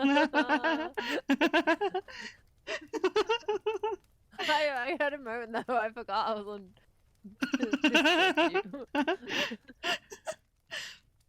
The day before she turned it in and burned it in the backyard. When Felicity came home that afternoon, my parents took her up to her bedroom where I heard Felicity crying out every few minutes in what I assume was pain. I said nothing, and from that moment on, neither one of us mentioned Point Pine again. Except for me, right now. I've decided to tell all of you about it. I don't know what is causing me to remember all these things that I had locked up in the deepest parts of my brain. Maybe it's the fact that my father died about a week ago. Since he died, my mom has remained silent, hasn't said a word to anyone. She hasn't even cried. In fact, she ended up sending my father's remains off to God knows where. My money is on Point Pine, although I'd be crazy to ask. I started recalling random little things about the town that, at the time, seemed like normal everyday things that we as residents were all used to. Now, as I look back, I realise that they're not as normal as I thought back then. One peculiar thing about Point Pine had to do with the Point Pine Bakery. Whenever you went in there, the owner, Mr. Terrence, always knew what you were about to order. I remember the kids having some sort of rumour about Mr. Terrence being a magician who could read minds. Also, whenever you paid for your baked goods, you had to tip Mr. Terrence with an old item of clothing that you had grown out of. Okay. Kinda weird. There was a giant box up by the register that everyone tossed old baby clothing and shoes into. That was one of the odd things. Although you'll come to realize that it won't seem that weird in comparison to some of the other things about Point Pine. I mean recycling, but also it's kind of every year on your birthday you had to get blood work done. I don't think anyone really knew what the point of this was, or if they were actually looking for something. We just all knew that our birthdays would start off with a trip to the Point Pine Labs. I don't think that this is the one I listened to. I think I'm going to get confused with another one. Everyone had to be up at... Yeah, I don't remember anything about clothes. Had to be up at 8:13 a.m. All the blood work. There was a system of speakers placed around the town, like an amusement park or something. And at 8:13 a.m. without fail, the wailing alarm sound would ricochet through the neighborhoods, waking up everybody. Everybody up. This was followed by parents running to wake up their children and get them out of bed as quickly as possible, like the house was on fire or something. Sometimes I expected it to be. All the Point Pine schools were placed in different areas of the town. Point Pine Elementary was towards the east side, Point Pine Middle School was in the west, and Point Pine High was in the dead center of town, and Point Pine University was up on a small hill towards the south. If you hadn't noticed by now, every place in the town was named Point Pine blank. The Point Pine Cafe, Point Pine Mall, Point Pine Grocery, etc., etc. Certainly one of the weirdest things by far that took place in Point Pine was the Point Pine Monthly Parade. It happened every month without fail. It was never on the same date, and each month a student from Point Pine High was chosen to be in it. The weird thing about this parade was that we weren't allowed to watch it go by. Not out on the streets, not from the windows, not even on television. Take a shot every time Point Pine is said. Yeah, a shot of water. Stay hydrated. That was one of the most enforced rules. You must never, under any circumstance, look at the parade. In fact, for the most part, we weren't even allowed outside when the parade passed through. We always knew when the parade was about to start because it always happened the same way. You would hear a chorus of voices like a church choir singing a melody. It wasn't a familiar one that I knew. I was only familiar with it in the sense that I had heard it once a month. It sounded like it could be from a nursery rhyme or something similar. The voices seemed to come from everywhere and nowhere all at once. It was like they were coming from the sky, the ground, the trees, the buildings, like everything in Point Pine was singing. Once you heard the first note, you had 5 minutes to get inside a house or building that had locks on the doors.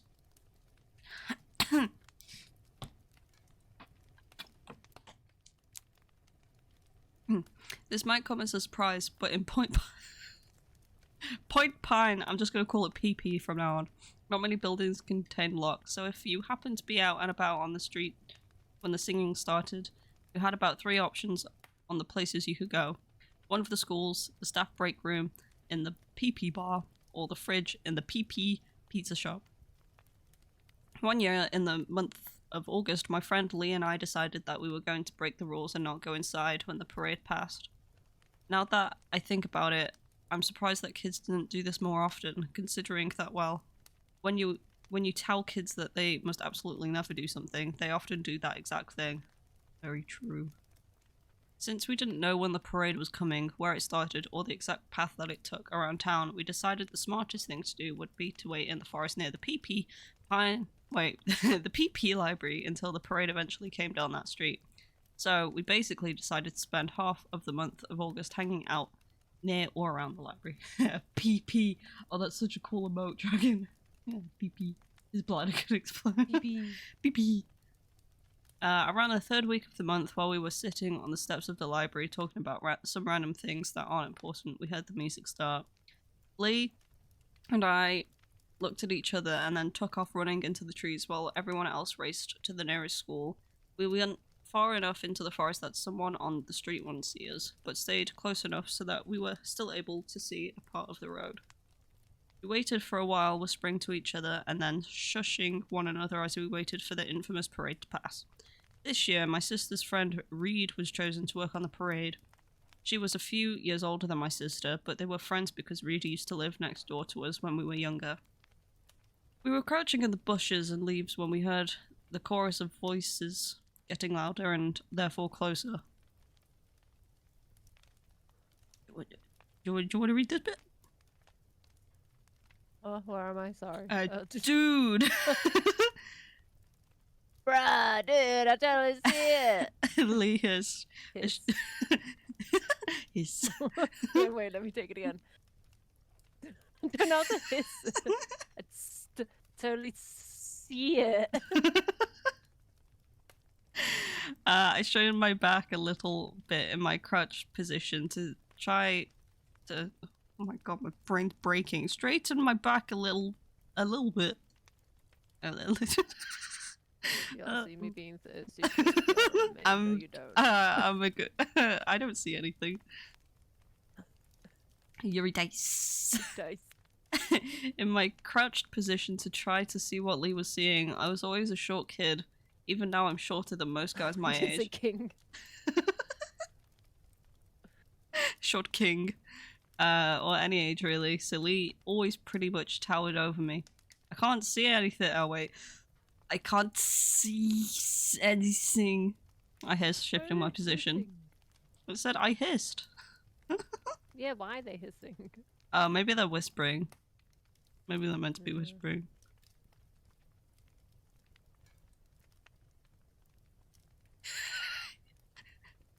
Oh, they might hear us. Lee hissed. I stopped moving and instead waited for them to get closer where they were bound to pass right in front of my line of sight. I think this is you again. No! Oh crap! Suddenly Lee dove to the ground, landing in the fetal position with his head cradled in his hands. What?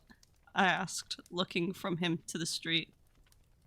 I saw her! I saw that girl! He exclaimed. Reed? I asked, looking over to try to spot her. Lee grabbed me and slammed me down to the ground. Ow! I exclaimed. What was that for? I asked. You don't want to look at it. Lee replied. I noticed that for the first time in all of the years that I had known him, Lee looked absolutely terrified. I turned my back on the parade and sat down to look at Lee instead. What did you see? I whispered. What did you see? Oh. Those things, they did something to her. They're eating her, Cody. But she doesn't even care. I looked at Lee, who still had his head in his hands, and he was crying now.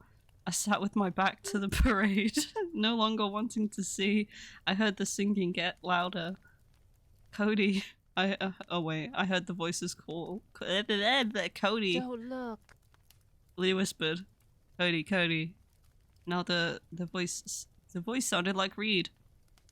Look at us, Cody. I shut my eyes. The voices went on for a few minutes longer, and at one point Lee started wailing. I kept my eyes shut the entire time.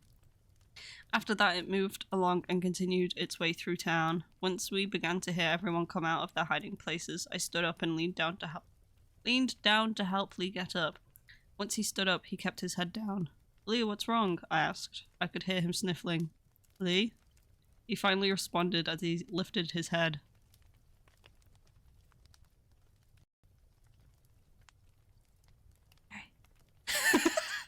Oh, you didn't say the Lee. Yeah. It took my eyes. I was behind. I will never forget the dark bleeding holes in Lee's face and the cuts around his skin. I threw up in the forest for a good 3 minutes before I was able to help lead Lee out of the forest. A few adults saw us and got our parents, who came and got us right away. The day after that, my family moved out of Pee-Pee. I never knew what became of Lee after that day. Minutes after we left, my parents acted like Pee-Pee never existed. It was never discussed, and I never had the nerve to ask about Lee again. As far as I know, Lee was the only person who ever saw the parade, and he was never able to see anything else after that. I don't know if PP still exists. I'd like to go check it out again, but even if I knew where it was or how to get there, I don't think I'd ever go back. I have a feeling that I wouldn't exactly get a warm welcome, although I can't shake the thought that my parents were somehow still connected to the town even after all those years. They're eating her. They're gonna eat me. Oh my god, PP.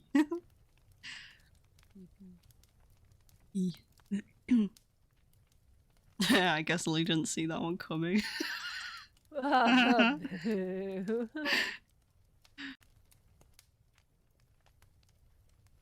Yeah, that was not the one I listened to. Monkey.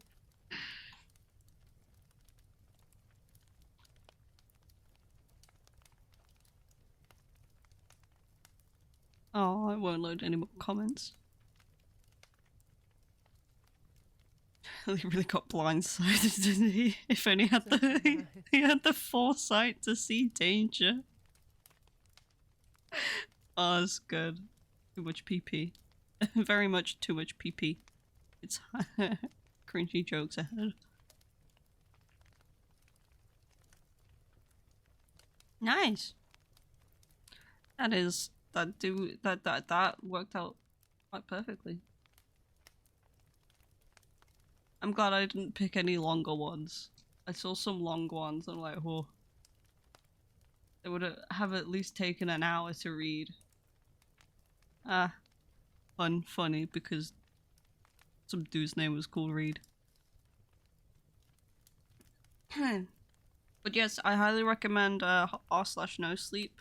You see, if I go back here, I do. Right again. Well, I'll link some of my recommendations as well. This one is especially good. It's long, but it's good. Personal recommendations. Oh, what was the other one? If I go up. Yeah, if we go back to home.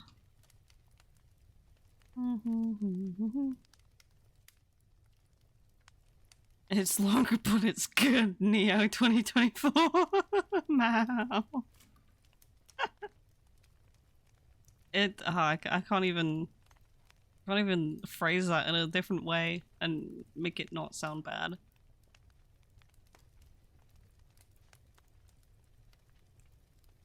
What was the other one? Oh, there was one that was like really bad, but I got invested in. Oh, or is it?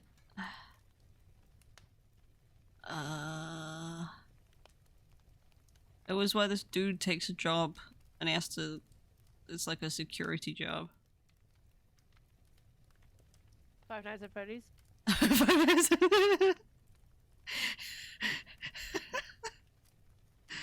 Ah, found it. Is there a purple guy involved?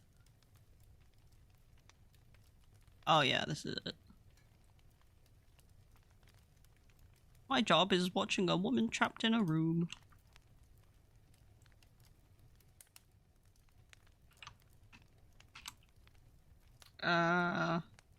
Plot goes a bit funky.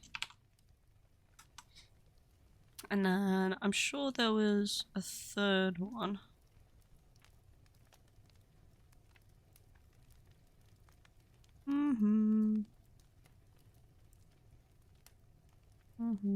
Oh!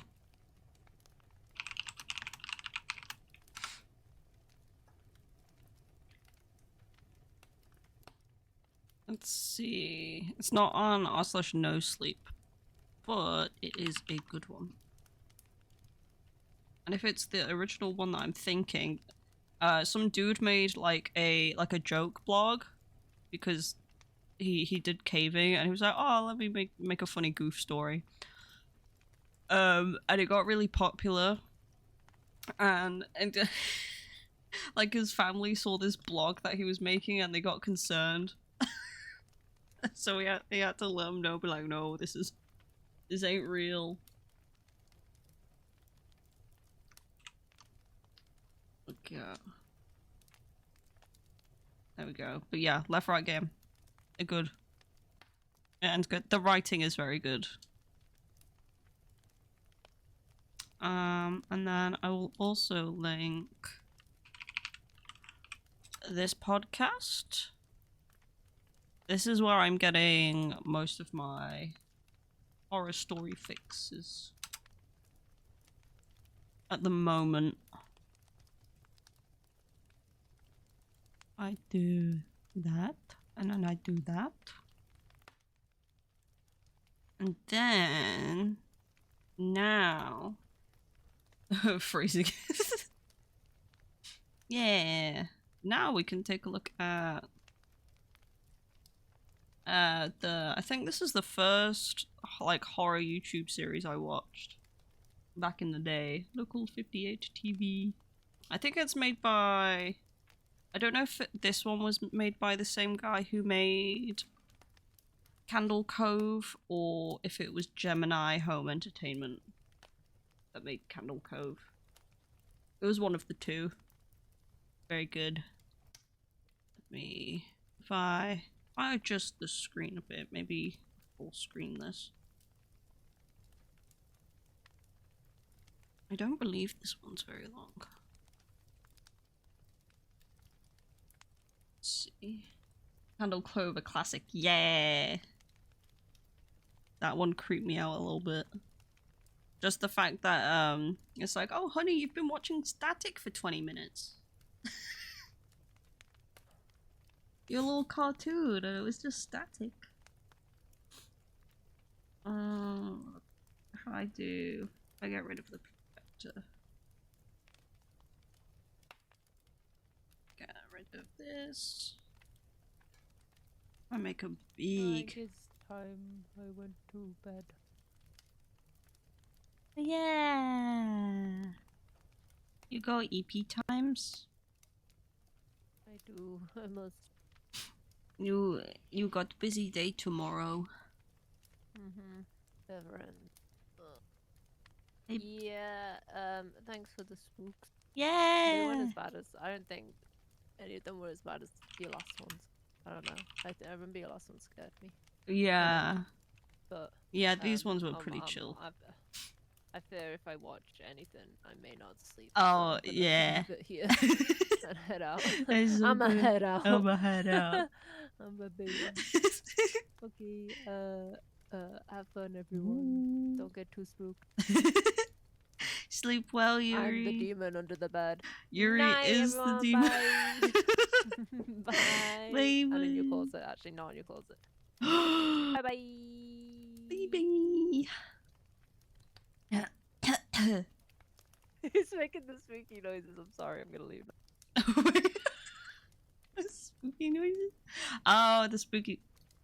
The spooky Discord noises. Let's see. What am I doing? Oh, you can see. Oops. You won't find me. You won't find my 90 alternate YouTube accounts.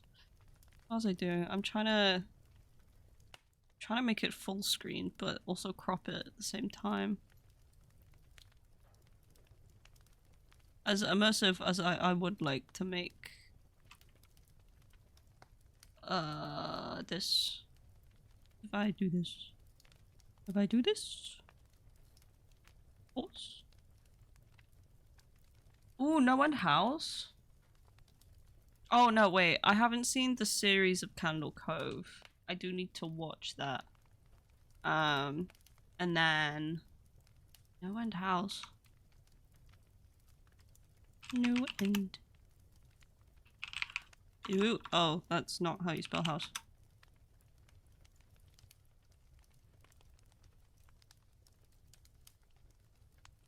Yes, I have. Me. Where's it gone? Where's big YouTube gone? Ah, that's where it's. Yeah, that's where it's gone. Filter. We crop it a little bit.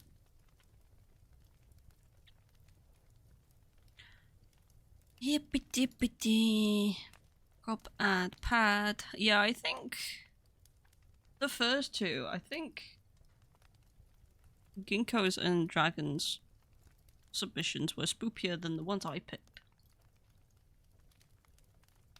I do. Ahaha! I do top 100. 80. Oh, 100. 200. No, too big. 25. 30. Yeah, that'll do. And then we do 100. Yeah. Oh wait, 110. 120. Yeah. Yours were very immersive with the first person narration. Yeah, I thought I'd pick something a little different. Because I don't think I've read any first person stuff before. Not on here anyway. Oh. Oh. Mine was just a quick summary of spooky things. Oh, that was spooky in itself. Oh wow, I'm really in the way. Let me shrink myself down. I could make myself... Okay, wait. I have... I've added to the problem. Oh. Where am I?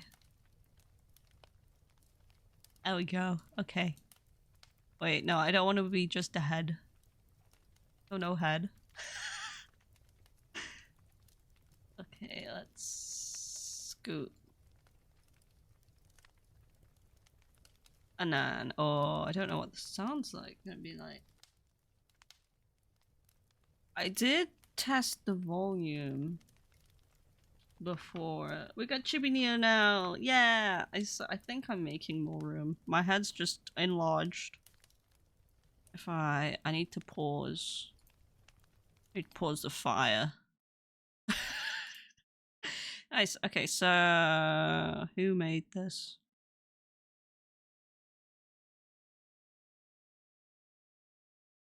Oh, I did it there. Okay. Who made this? I want a credit. I want to give credit where credit is due. Chris Straub. Yeah, I think that's the Candle Club guy. That name rings a bell. And then if I test this. Oh, wait, I'll turn it up a little bit. Things get a little loud. I think that sounds okay. Let me turn it up a little bit here. Yeah. Oh wait, no, that's not a little. Or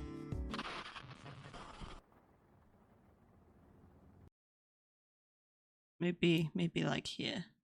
Okay, so this is the first installment. So this is local 58 TV. You are on the fastest available route. I think this is more. I think they're both psychological spooks. I'm trying to remember. It's been so long since I watched this. I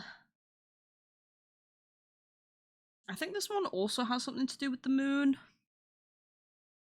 But we're not naming the planet system again. I'm not going through that. We all know how that went last time. But yeah, I think overall this series is about 15, 20 minutes long. And then we'll see how we feel. We'll see how my throat is after that. And then if it's all good, we can maybe watch Valle Verde. Oh, that creepy fleshy planet again. Bleh. Yeah.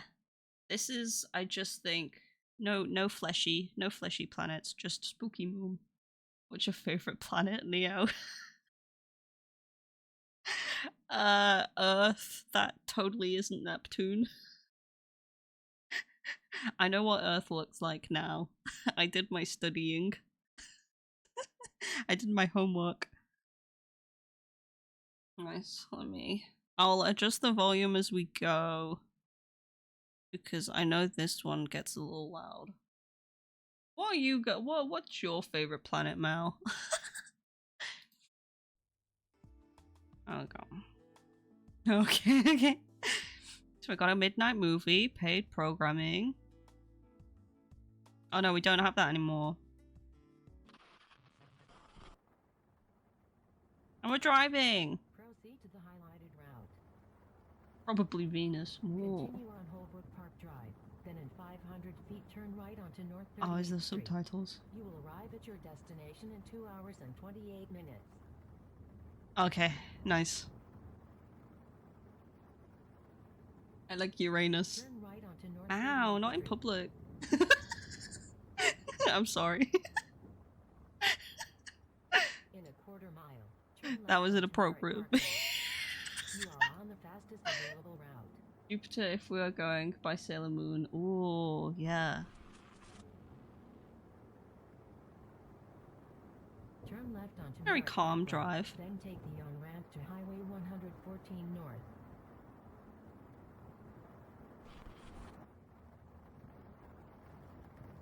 Traffic ahead.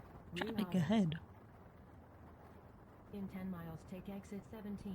Then turn This right did onto make Quarry me Utility get a little Road South. creeped out by the sat-nav woman voice for a while. You are on the fastest route. Oh, that's a lot of wind in my ears.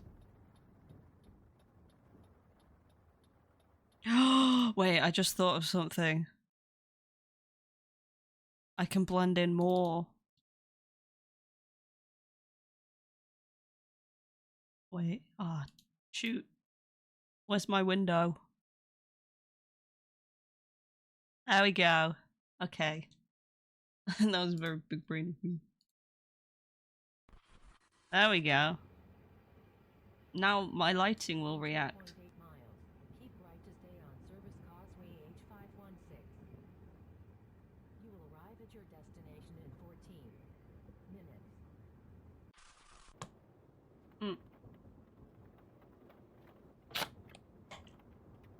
On the wall where the windows. I'm like a little fly. What's that saying? You're like a fly on the wall. Rerouting. Make a U-turn. Make a U-turn to the window, to the wall. East for 1/4 of a mile. Then follow signs for do not enter. Follow signs to do not enter. That's not very. You can't stop me. I can't read. Continue on unnamed road. Then, in 300 feet, turn off your headlights.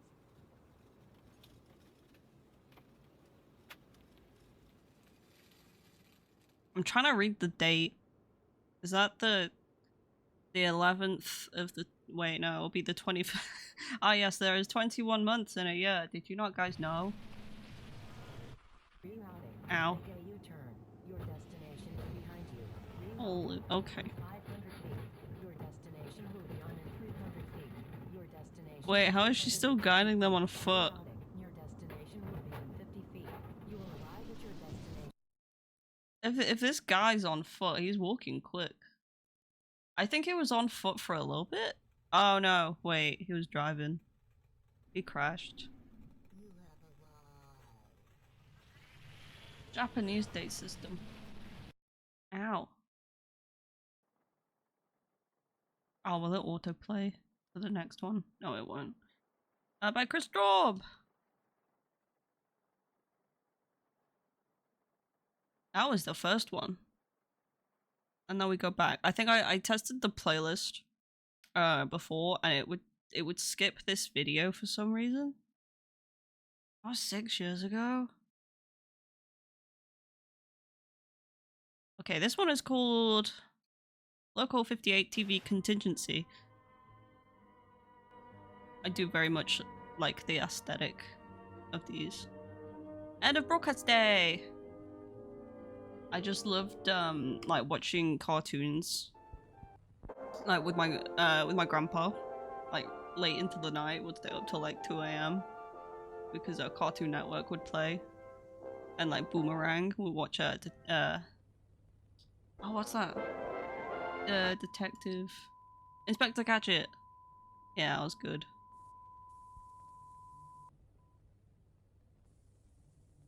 Do not use after the 11th. Wait, no, the The 13th of the 11th, 19. Well, reading dates is hard.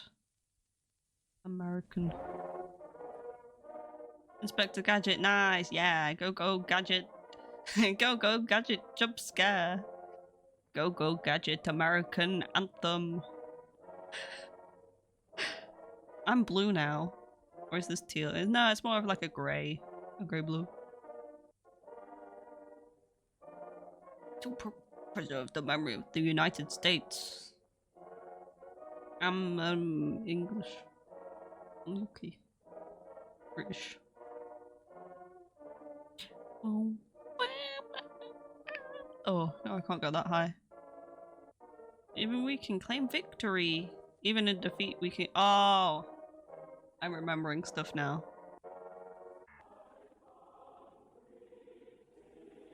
Act immediately. You take America with you. Oh, does this need charging?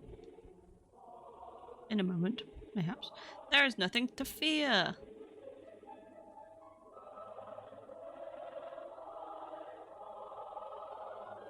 The time has come. Join your neighbors, your family, your god. Oh yeah. Oh wait.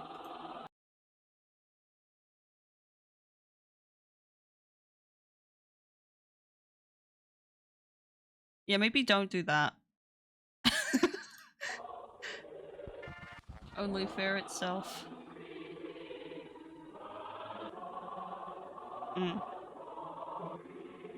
Yeah, this was the thing I remembered.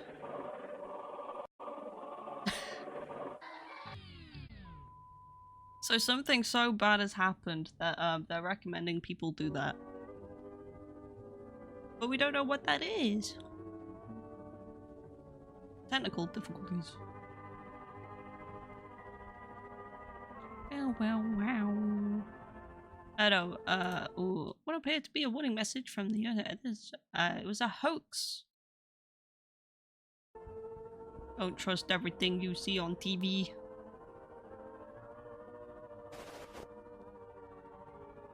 Someone found the president's atomic. Yeah, I like how these are short and sweet. It's short and sweet. They got to it. And now we have our nightly weather service. Ow, that. So we have 12:15. I believe you're on something. Mao's humor is above our own. Mao knows all. So at 12:15, we have Public Eye. Then at 1 a.m. we have paid programming. Then at 1:30 in the morning we have City Council minutes. And then 2 a.m. we have Focus on ... Faith. Oh, wait, that reminds me. Did you guys see that the Vatican has like an anime mascot now? The design's really cute. Issued weather warning for your area. Can be. We have the moon. What? Yeah! Yes, and she got. Oh no. Oh no, she got corrupted right away. Yeah, it's like a. It looks like a Pop Mart character. It's like a figure. It was all over the Twitters. Was it yesterday it was announced? Or was it the day before? I keep forgetting what day it is. I kept thinking Saturday last week was like Thursday. Nighttime groove. 2 a.m. 2:15 a.m. Blood. Ow, I laughed so hard. My chest. Ouchies. Oh yes. I love weather blood. Blood weather. Remain indoors and do not look at the sky. Meteors. Meteorological.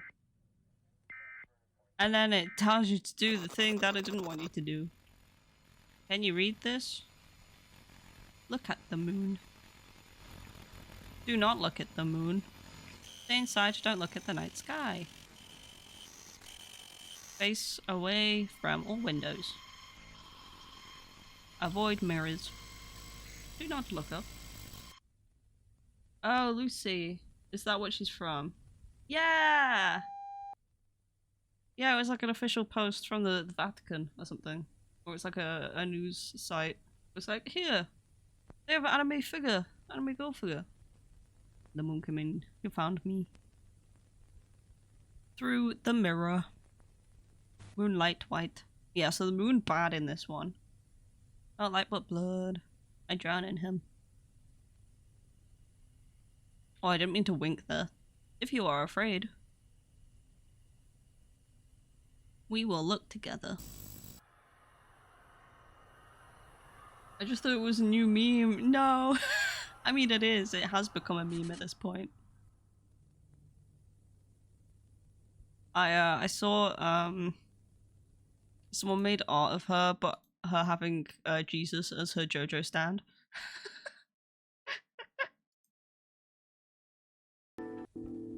This one is Station ID.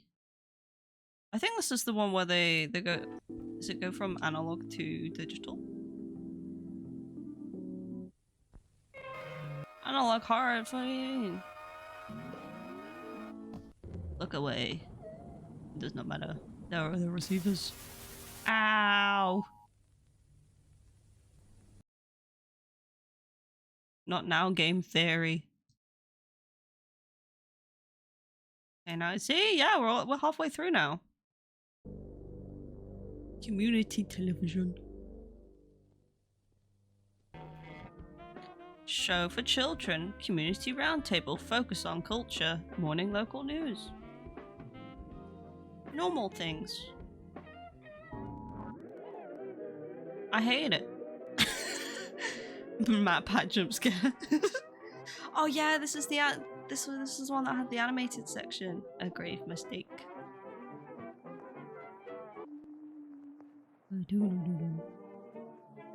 See how creepy the moon looks?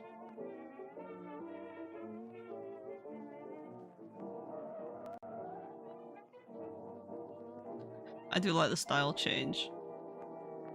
Yeah, he's gonna go girlfriend. And then bam! And then bam! And then bam!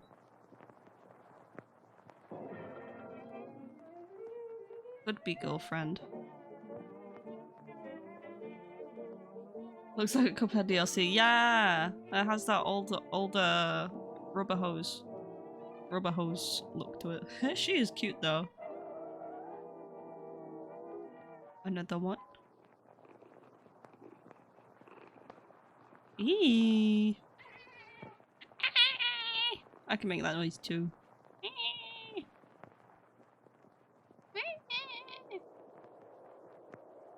Oh, I forget the music stops. The moon's changed too.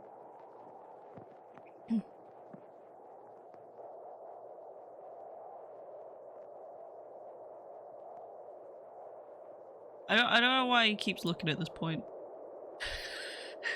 It ain't good. I make that noise when squeezed. Yeah, when you get like when you hug someone really tightly and just go.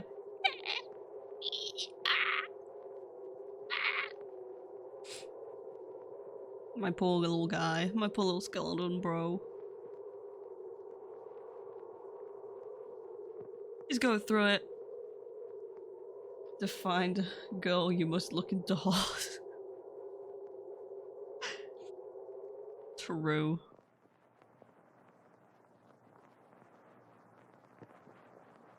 He's also in the victory pose. I think. I think that was the victory pose.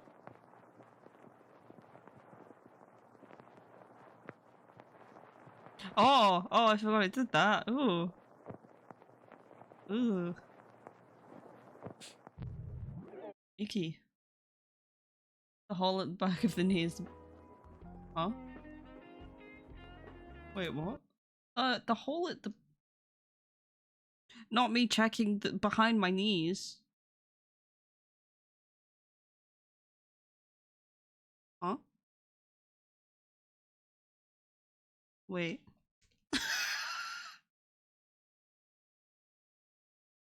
A hole at the...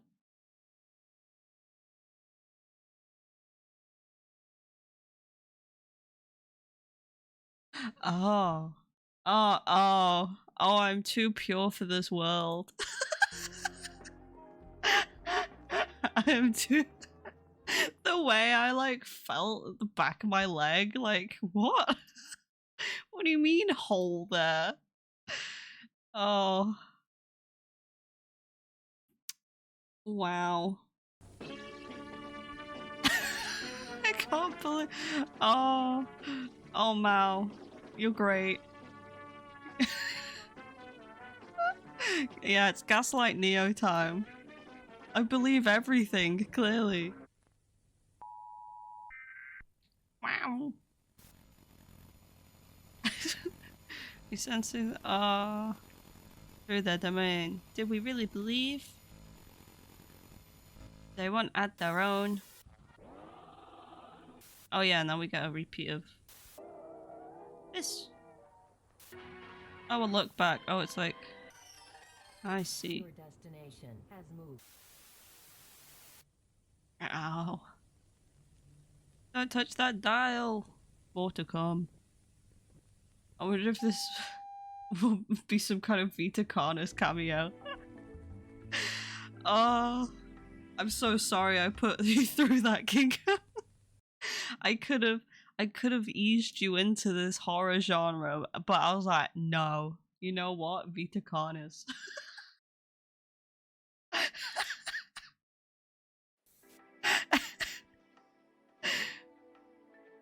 Oh man, I need to do more.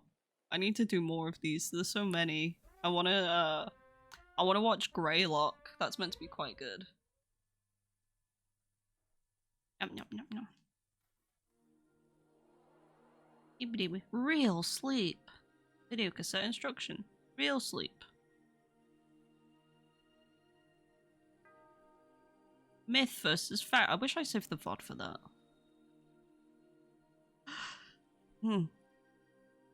I think I might upload this to YouTube. I think. If it allows me. I don't want to be yelled at by the YouTube police. Oh good, nothing wrong with getting spooked every now and then. Yeah, it's good. It's good to be spooked. Can I try REM? REM sleep. Myth or fact? Dreams contain symbolism that can predict the future. I kind of believe something like that, but like more so in the past. Like dreams are a way for our brain to kind of recap or like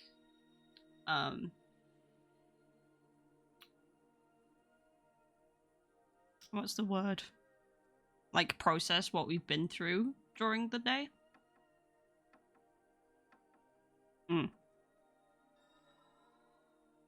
And how dreams have certain meanings. Like if your teeth fall out, it's meant to mean like you're really anxious about something. I'm doomed if my dreams are predicting the future. Same. I've been like I've had my limbs cut off several times. I don't Sounds right. Yeah, don't you ever have that when like you sleep and then you get like a dead arm or leg and then you have a nightmare about how you've lost an arm or a leg and then you wake up in a panic and then you can't feel your arm or leg and then you're like, oh wait, I just have pins and needles. I hate those dreams where like you fall down the stairs and then your body jolts. Damn, Mounia, what do you guys dream? My imagination is too vivid. In my dreamland, in my dream state. I think I got nerfed and got given aphantasia only to be given the most visceral nightmares and dreams. I may have had dreams where I had my oh owie! I don't even have testicles and that hurts. Owie. Usually alien invasions or world ending scenarios. Oh, I just dream about my friends being killed in front of me and I have to deal with the consequences. Oh, that sounds so much darker. Well, I'm not even paying attention to what's happening in this video anymore. I mean, I dream sometimes of the zombie apocalypse. Yeah. Ooh, I like this. I like, yeah, how lighting can change a person's face even though it's the same face. I also dreamed about faceless people. That was kind of spooky. That was a reoccurring one for a while when I was a kid. I would always like, it was on my street, and then the ice cream man came, and then I'll go to get an ice cream, and he had no face. Maybe I should like write down my dreams. Some of them are really wacky. Also, some of them can be. If I there are no what now? There are no faces. There are no faces. Yeah, if I consume a certain amount of media and focus on it a whole bunch, be it subconsciously or consciously, I'll dream about it. So with me watching The Witcher recently, I had a Witcher dream, and it was slightly terrifying. I had one of those oh, what was it called? Not a Damphir.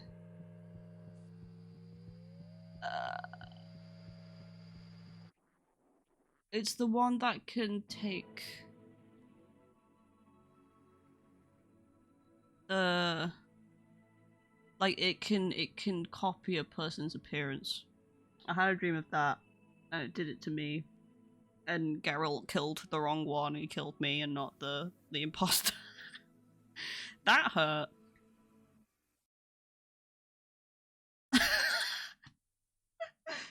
Doppel? Yeah, Doppel. It was the Doppel. Yeah, Doppel became me, and then Geralt killed me. And I felt it because my dreams love giving me imaginary fake feelings, so I could feel him like stab me with his sword in the chest. That's according to your Neo. I would be hopeless as a Witcher. I'll end up accidentally like tripping over and dying.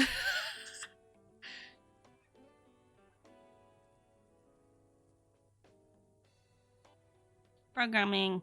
This has just turned into me yapping. This is what I'm like when I watch films. I yap about something catches my attention and then I go off on a tangent. This is what mine and Raven's conversations are like. But like we have 2 or 3 conversations at once at the same time because we go back and forth, and we do it via text as well. So like he could be talking about Greek mythology, and then I'll be speaking about the new fishing game that I've been playing, and then but like we'll just make the both conversations happen at the same time. It's a skill, but also it's not very useful. You're Witcher sidekick material. True, I would be so good as like bait for the monsters. I'm good at sneaking up on people though. To the point where library work was like, yeah, you need to have bells on you. Because I make people jump. I do it around the house too. The library, should I say. I've given Mom and Neo and also stepfather many a heart attack. A panic. I make my own jump scares. I am the jump scare. I'm also still streaming on Discord. I should hang up on that. I make my parents jump too, hell yeah. Me and Mal doing the jump scares. I've lost focus. What's happening? Sky watching. Okay. Oh yeah, moon bad. Moon look veiny. Moon look like it has something. Oh, especially there. My coworkers don't hear me come either. I'm sneaky. Yeah, so we're all sneaky. Maybe we were all like ninjas in our past life, or like really good predators.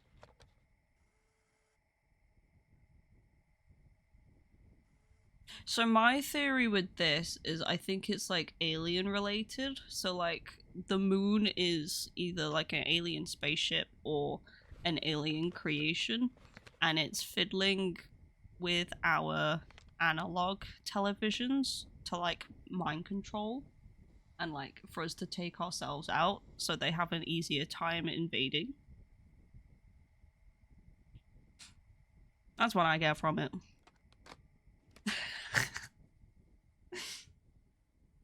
That's my little game theory. A film theory. It's just a theory. A film theory. Hollow moon theory, okay. See, it's pointing. Pointing at me. Ugh. Eh.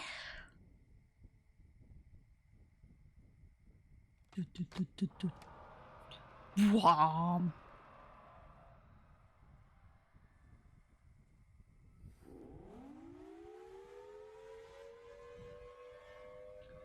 A triangle, maybe built over. Maybe. Oh, something's popped out. Oh, they're praising the moon.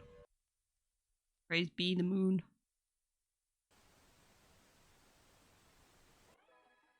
Oh, I told Raven about the Bill Scythe the resource pack. The texture pack. I'm like, if I sound more crazy than usual, it's because I have two Bill Cyphers talking in my ear. Ah, there we go. Yeah, the digital transition. Yeah.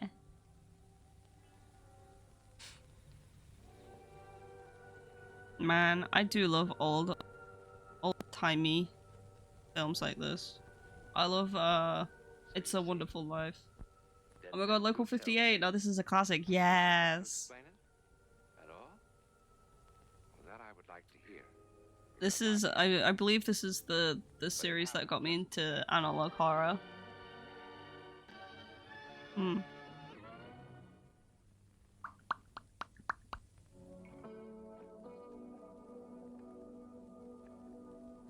Tip tip tip tip tip tip tip tip tip tip tip tip tip. I'm trying to think what other ones were really first. There was Mandela Catalog, but that came after this. The analog horror that was created before analog horror was even a thing. Yeah. I really I would love to watch Monument Mythos.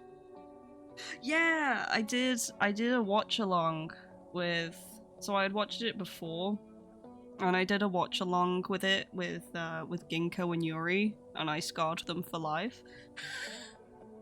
I really like the practical effects they did for the Mimic. Hmm. And then I also did a watch along with Yuri with Gemini Home Entertainment. Yeah. I should have downloaded the VODs.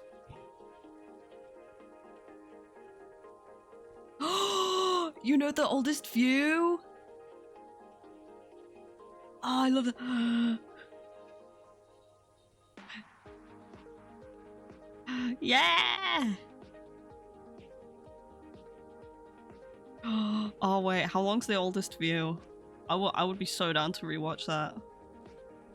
I love my funky little I love my funky little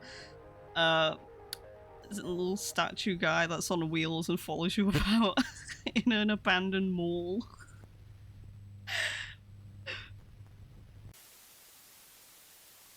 Oh, ow, ow, ow. Hurt my ears.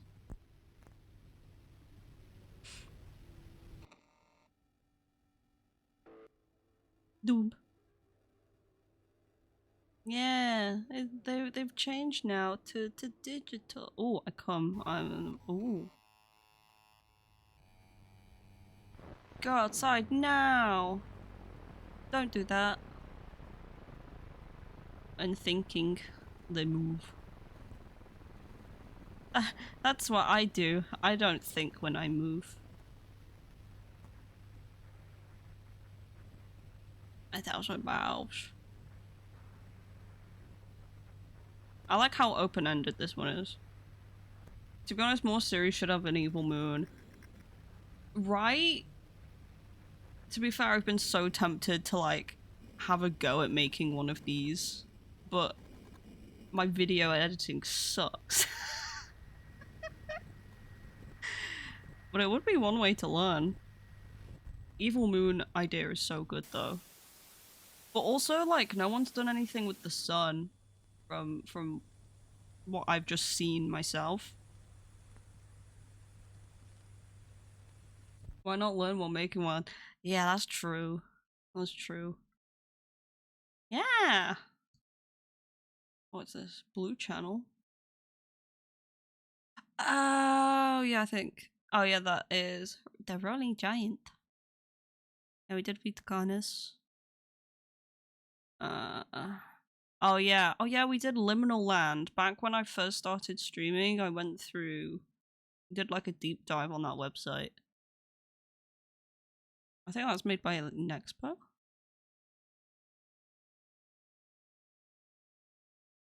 Yeah, that was Local 58. Let me see. We go to his website. I want to show this off. Yeah. About. Yeah, Candle Cove. Channel 0. Oh, I did D&D? Hell yeah. Ew. There's also the back rooms. I forget his name. There's a backroom series.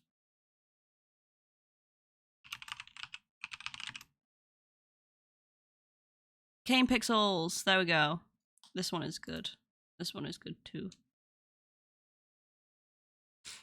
Yeah. That's good. I think he's working on a series now. Yeah, except that. What time are we? Wait, I needed to see how long oldest view is. Oldest view. Oh yeah, that's by Cane Pixels as well. Oh. Oh wait, I'm accidentally. Don't look. Don't look at this. Pretend you don't see. Shush. Hold a few. I would love to watch the Stromton play the Backrooms game. I think.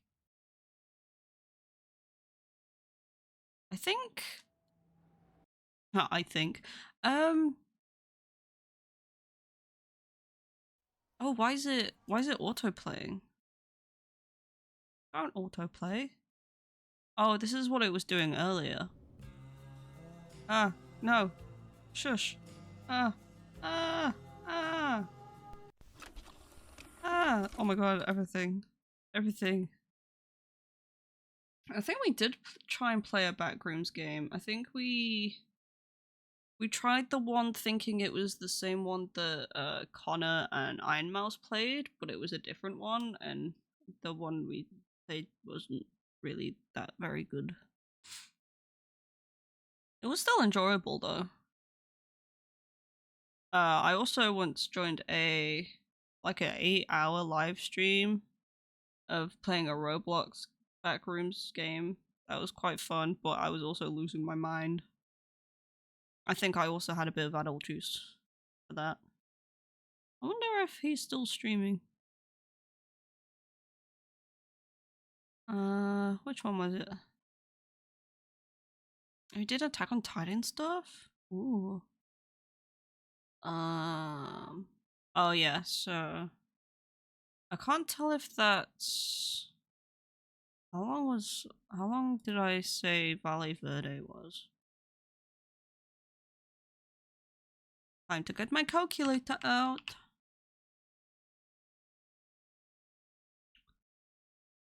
Let's see, 2057 plus immediately math. It's not even math, it's just my brain shutting down. Plus 32 77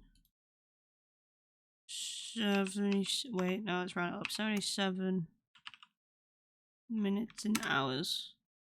Okay, so that's 1.5 hours. And then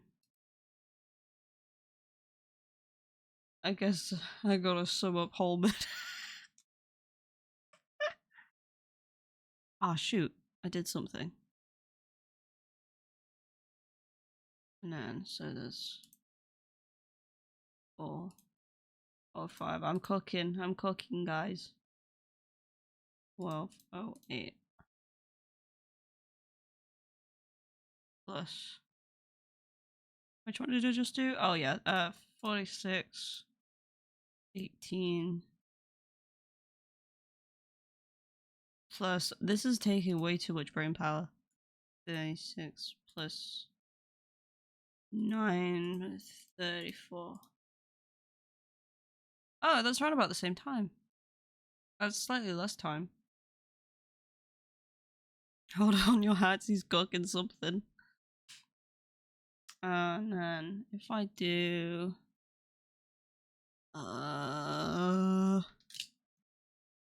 I'm gonna type it on my phone because I'm silly and I don't switch Chrome account. Yeah, what was I doing? 75. Wait. Yeah, 75. That's 1.25. So if we do 1.5 hours. No, this is how my brain works, guys. Oh my god, just give me the time. If I do 1, no, that's a Q. 1:30. Okay, it will be midnight. If we watched either of them, it would be midnight. Okay, maybe we don't watch. Right. I need a drink. Oh my god. I quite like being in the corner like this.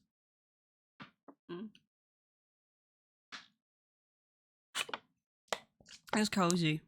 I feel very mischievous because you can't see my mouth. Okay, I'm trying to think if there's any shorter series. Num num. I'm also getting kind of hungry. I kind of want noodles. Let's see. Short. There.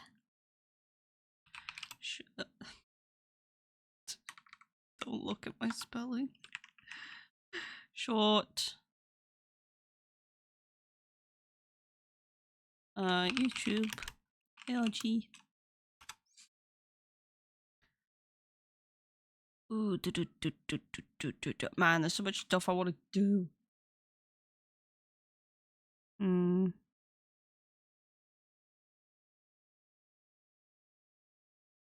Oh, what was what's this one? Loyal old ones. Oh wow. And so little time, yeah. I mean, I can stream a little longer than usual. I'm keeping an ear out to see when other people are going to bed. Because I'm a nice and considerate person. And I don't want to keep people awake from laughing. Okay, but where is the original video? I don't want to... Where's the original? Right, if we go to... Dr. Noah. Also, go check out Wendigoon. He's good.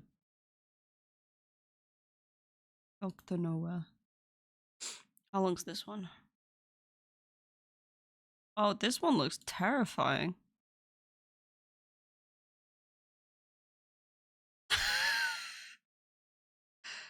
Okay, that's... Whoa, okay. Okay, these are slightly... This is an interesting... Yeah, I saw Wendigoon mention it. I was like, oh, let's look and see what this is.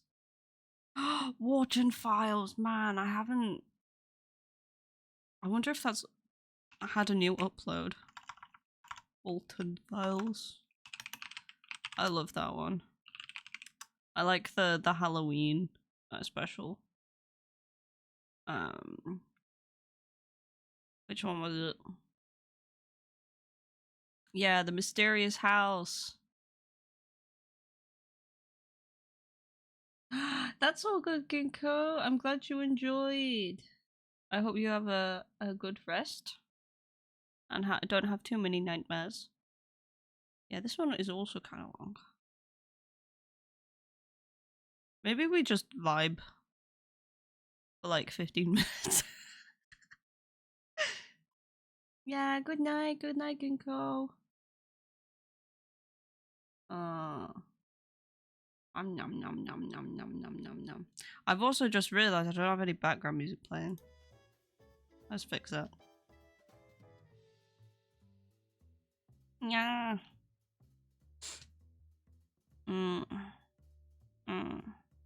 Let me write these down.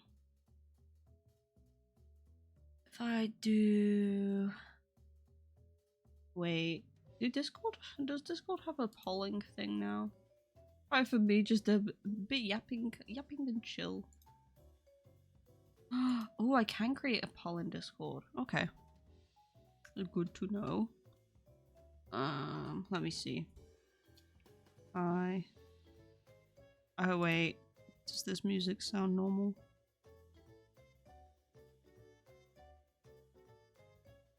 It does. Yeah, I edited the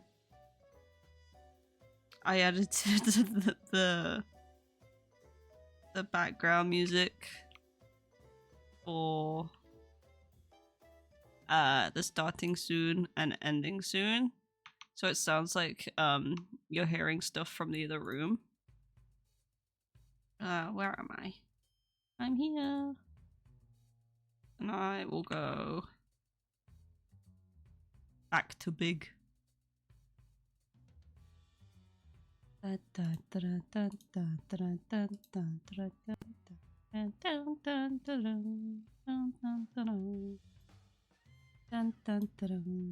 Yes! Yes, please recommend me more games. I ever since playing, well, starting to play Fear and Hunger, big chungus. Yeah, ever since playing Fear and Hunger, I wanna 1, check out Termina, 2, replay Off again. Because I played that when I was much younger. I think I would appreciate it more. What was it? Pathologic as well. Ooh, an interesting one that came out a few days ago called Psychopomp Gold. Ooh. Let's see. Yeah, I want to play Pathologic, but that one is also slightly painful to play through, based on the reviews, the deep dive. Whoa! Oh, I am loving this art style already.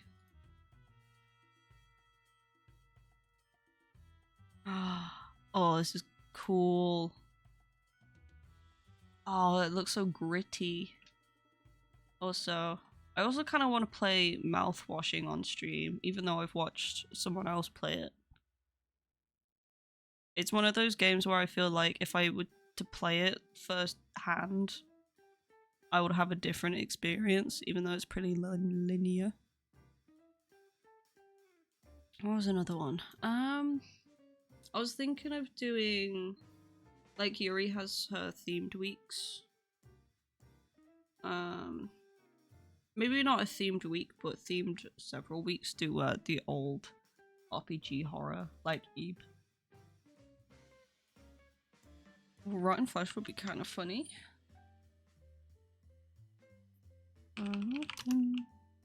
Ooh, flesh.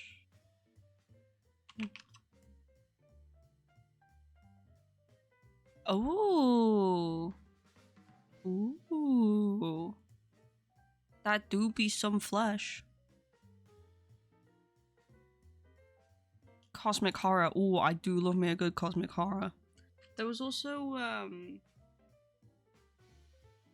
there was like a farming sim game where it's like, I've left my life behind to get to buy a farm, and then he's an idiot and throws away the gate keys, and he's like, I'm going to farm now, and then it's like paranormal stuff starts happening, and like there's a painting in the main room of the house, and if the painting changes, it like shows how insane you are.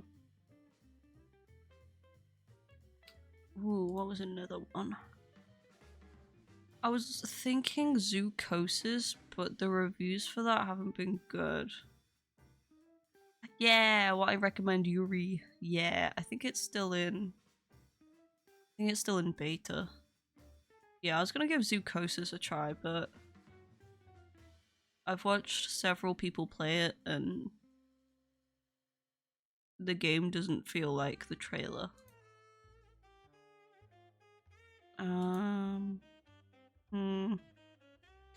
I was also thinking of going back to the Dark Picture anthology, but I don't know, I kind of fell off with, I lost interest in The Quarry. I think I prefer watching people play those games than actually playing them myself. Like, I've been watching RT Games play it with a friend. That's been pretty funny. Subnautica. That's also one that I kind of want to play, but also not, mainly so you guys can see my fear of the ocean.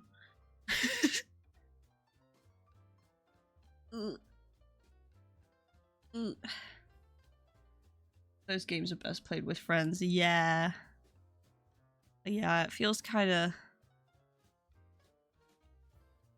lonely to play it alone. Like, you'll get the better experience if you were to play it with a friend. I think that's why I enjoyed Resident Evil Village so much, was because you're like, I know it's not a co-op game, but it was really fun having Yuri just in the background and guiding me.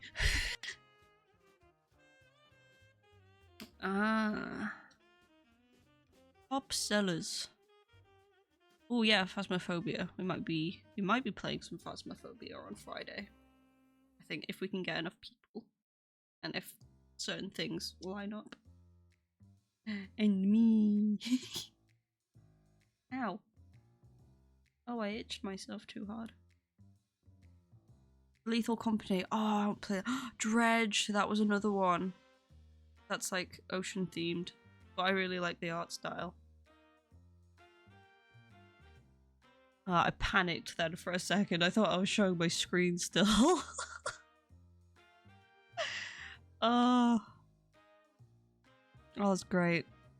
The real horror is not doxing myself.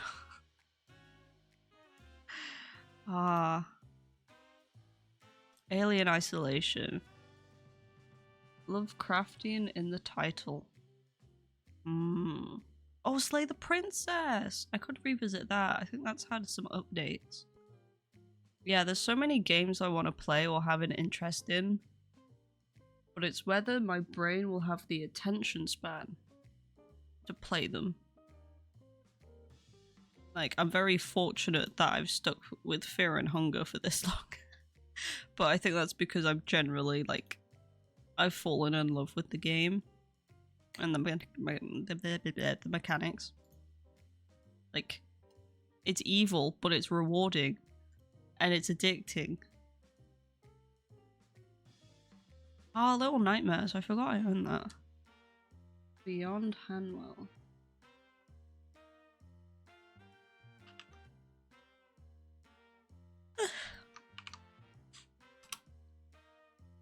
Ooh. Ooh, the picture for this looks cool. Ooh. Oh, that's like an octopus lady. With lots of tentacles.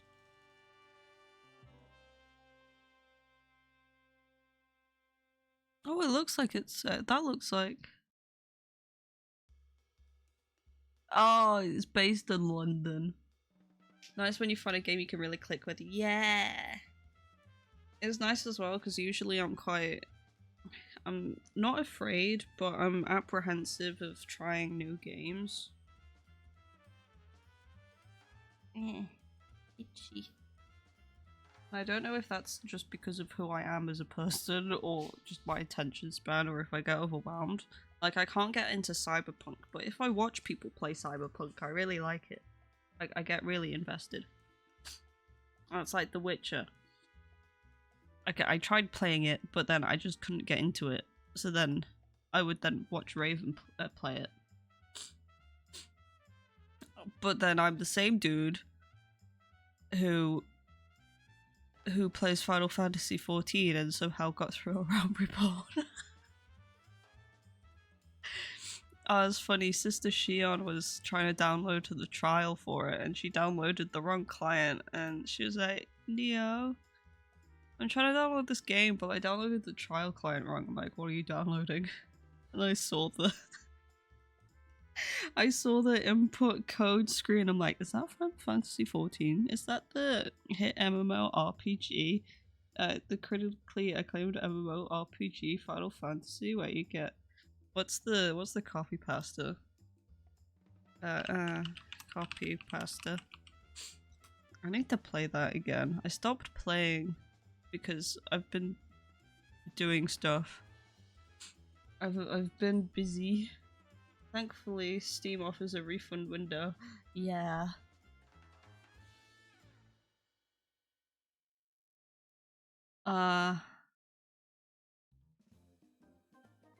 Oh yeah. Did you know that the critically acclaimed MMORPG Final Fantasy XIV has a free trial and includes the entirety of A Realm Reborn and the award-winning Heaven's Ward expansion up to level 60 with no restrictions on playtime? Sign up and enjoy yours yesterday. It's a great game. I still haven't finished Endwalker. Like, post Endwalker main story. I just want to go. I want to meet Lion Lady and have tacos. I'm probably gonna become a cowboy in that again. They need dog boys.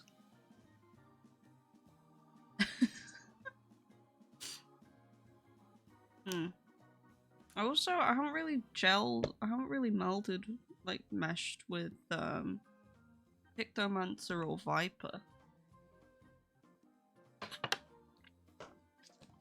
Viper, the positionals scare me, and Pictomancer feels a little slow, but I think that's just because I've been maining Dancer for so long, so I'm just used to instant cast times. Although when I did first started playing, I played as Black Mage.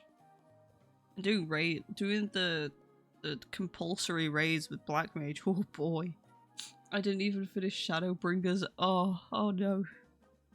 I would recommend. You'll cry. I cried so much. I cried when the main story happened, and then I cried at the post-main story stuff when I thought it was all good. I thought it was all gonna be happy and cheerful, but no, they hit you in the gut again, and you sob. I think, though, to be fair, I think I cried the most at the end of Heaven's Ward. Like, I broke down at the credits because of that one song that plays. Oh, it's so good. It's to go from A Realm Reborn and have everything set up and then go into Heaven's Ward and then all that shit happens. Oh, a certain blue haired guy, right? Oh shoot, wait, blue hair.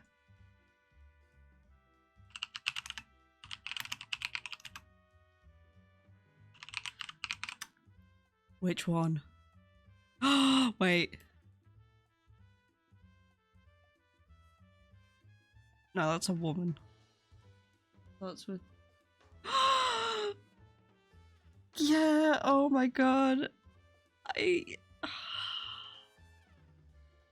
Oh, I want to cry just thinking about it. The fact that I found out that there was a raid that had that, like, it included that bit in it, and you could try and save him. And, I, oh, oh. What's his quote? What's his quote? I can't spell his freaking name. Oh, he's the first thing that pops up, that's fine. Oh, oh, oh, the pain. But it's a good pain. He shouldn't have died. I'm being vague on purpose, even though it's been out for ages. But a smile better suits a hero. It does. Oh, you're so right.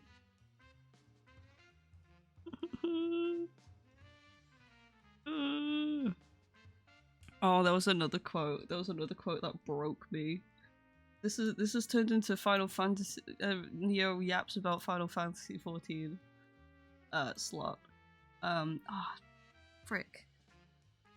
Was it by this character? I know Oriange said a quote and it was like, it hit me.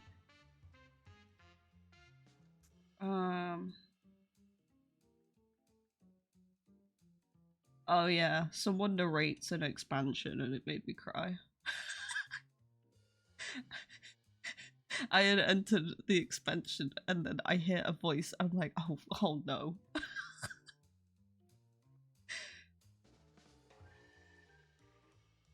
Wait, what? I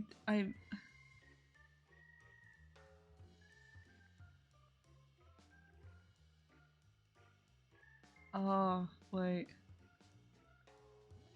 Oh, apparently I had a whole fairy tale phase where I just rewatched the entirety of fairy tale. Okay. that sounds about right. Oh, maybe if I just Google quotes.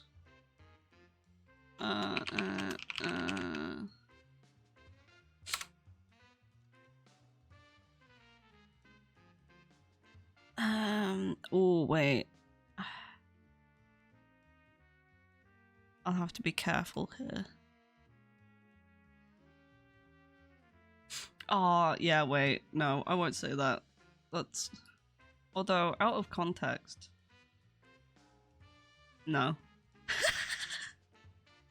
I won't spoil. I won't accidentally spoil. Oh, with... Oh. Oh. It's so good. It's so good. But I need to get back into it. I need to be careful though, because if I get back into it, that's all I'm gonna be doing for the next 3 months. I can't limit myself when it gets to that. I get too into it. Any personal projects? Out of the window. Socializing with friends? No. Oh. But I think I've yapped a little. I think I've yapped a little longer. The addiction hits hard. It does. That's another reason why I'm scared of trying new games. Is because if it's a good game and I click with it, it's gonna be on my mind. Like I can't. Like it physically hurts to do anything other than doing said thing. Like that web fishing game, I got it, and it was the only thing I played for like a few days. Same with the card shop game. I played that for a few days straight because all I could think about was pulling all of the rare cards. Fear and Hunger. The only thing that's not making me go crazy is watching all of Frapolo's videos again and all of the lore. I have to have it on in the background or it's pain when I'm trying to draw. I'm like, I could be playing Fear and Hunger right now. I go to library work. I'm like, oh, I could be nerding out right now, but I gotta do customer service. Oh, it's dangerous. My brain endangers me.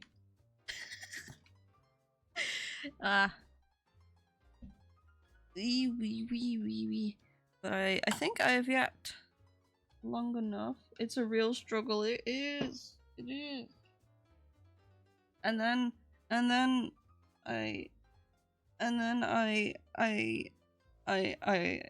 rewatched Gravity Falls when I went on vacation, and I haven't been able to stop thinking about it.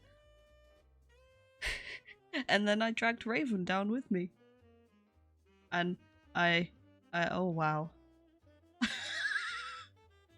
I've lost count how many times I've rewatched that show. I can't even remember how long ago vacation was. I think it was in August. I think it was August. And because it's all on YouTube now, minus the second series. So I've just been watching the first series over and over again. It's generally concerning. I've reread the Book of Bill 3 times. I don't read. Poor Raven, he likes it really. We feed into each other's interests. What was the other thing I pulled him into? Arcane. We had like a whole Arcane phase. What was the other one? Castlevania. He got me into Castlevania. To the point where I made my own fan characters. I made an entire family. Because a normal person does that. I made an entire family based on Van Helsing, and I'm like, what if an entire family was based around that concept? What else was there? Oh yeah, I made my own world universe, and then Raven got obsessed with it just as much as I did. We've been through a lot. I just like making characters. I love making characters for pre-existing things. Like I have when I watch. Oh yeah, Lord of the Rings and The Hobbit. I made 2 characters for that. I made the more prominent one was the traveling merchant character I made. But I mixed in a little bit of D&D knowledge into that. And then Arcane, I made a whole like group of people where they had their own like pub. Should really maybe post this art in my secret art channel.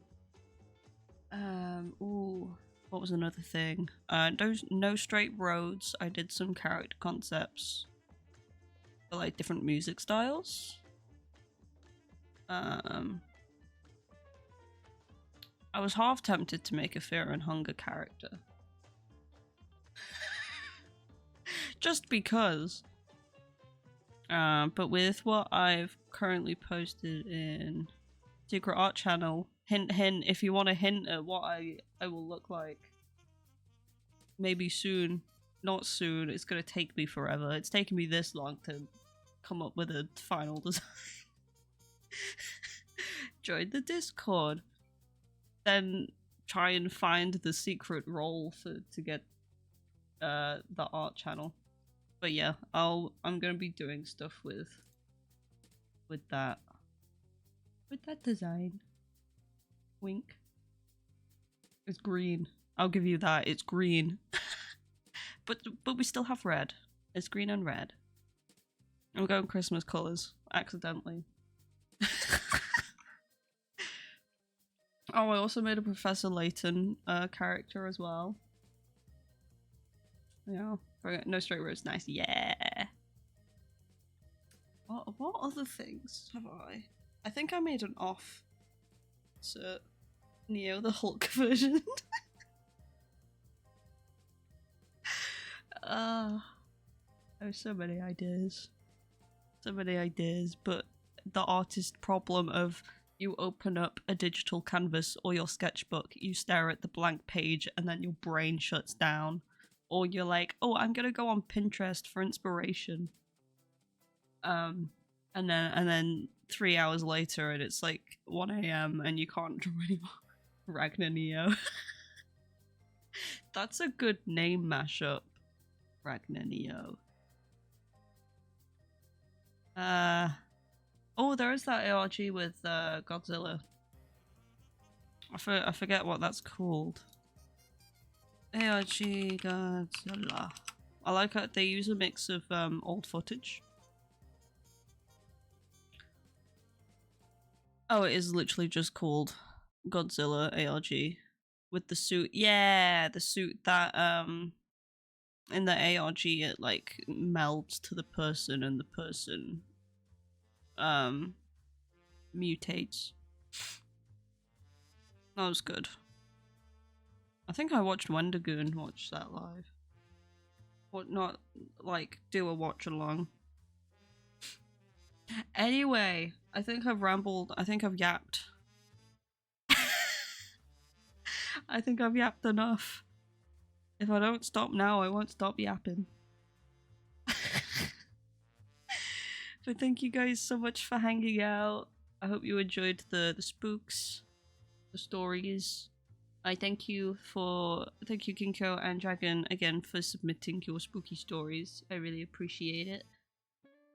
And thank you guys for also sticking around to see Local 58 and the Yap Fest that happened after and during Local 58 as well. Yeah, I hope you all have a happy Halloween tomorrow. I'm gonna be doing I'm gonna be partying. Yeah, thank you for hanging out. Thank you for what do I usually say?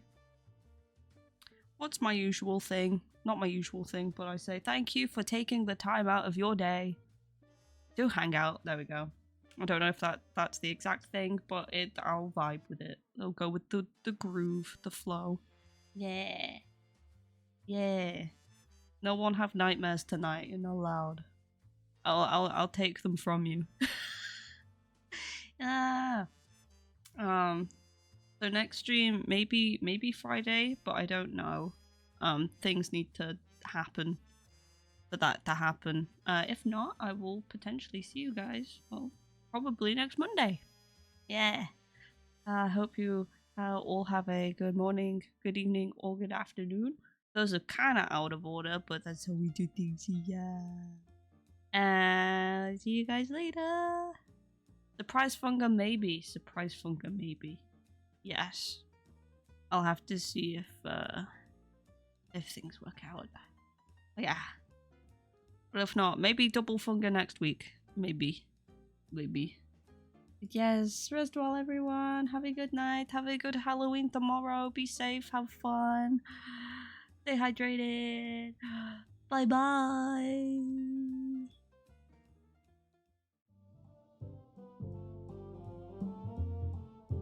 Oh wow, that's wow, I really made the filter dark on that one. Oh, I forgot to mute. Oops. Goodbye everyone. Bye bye. Sleep well.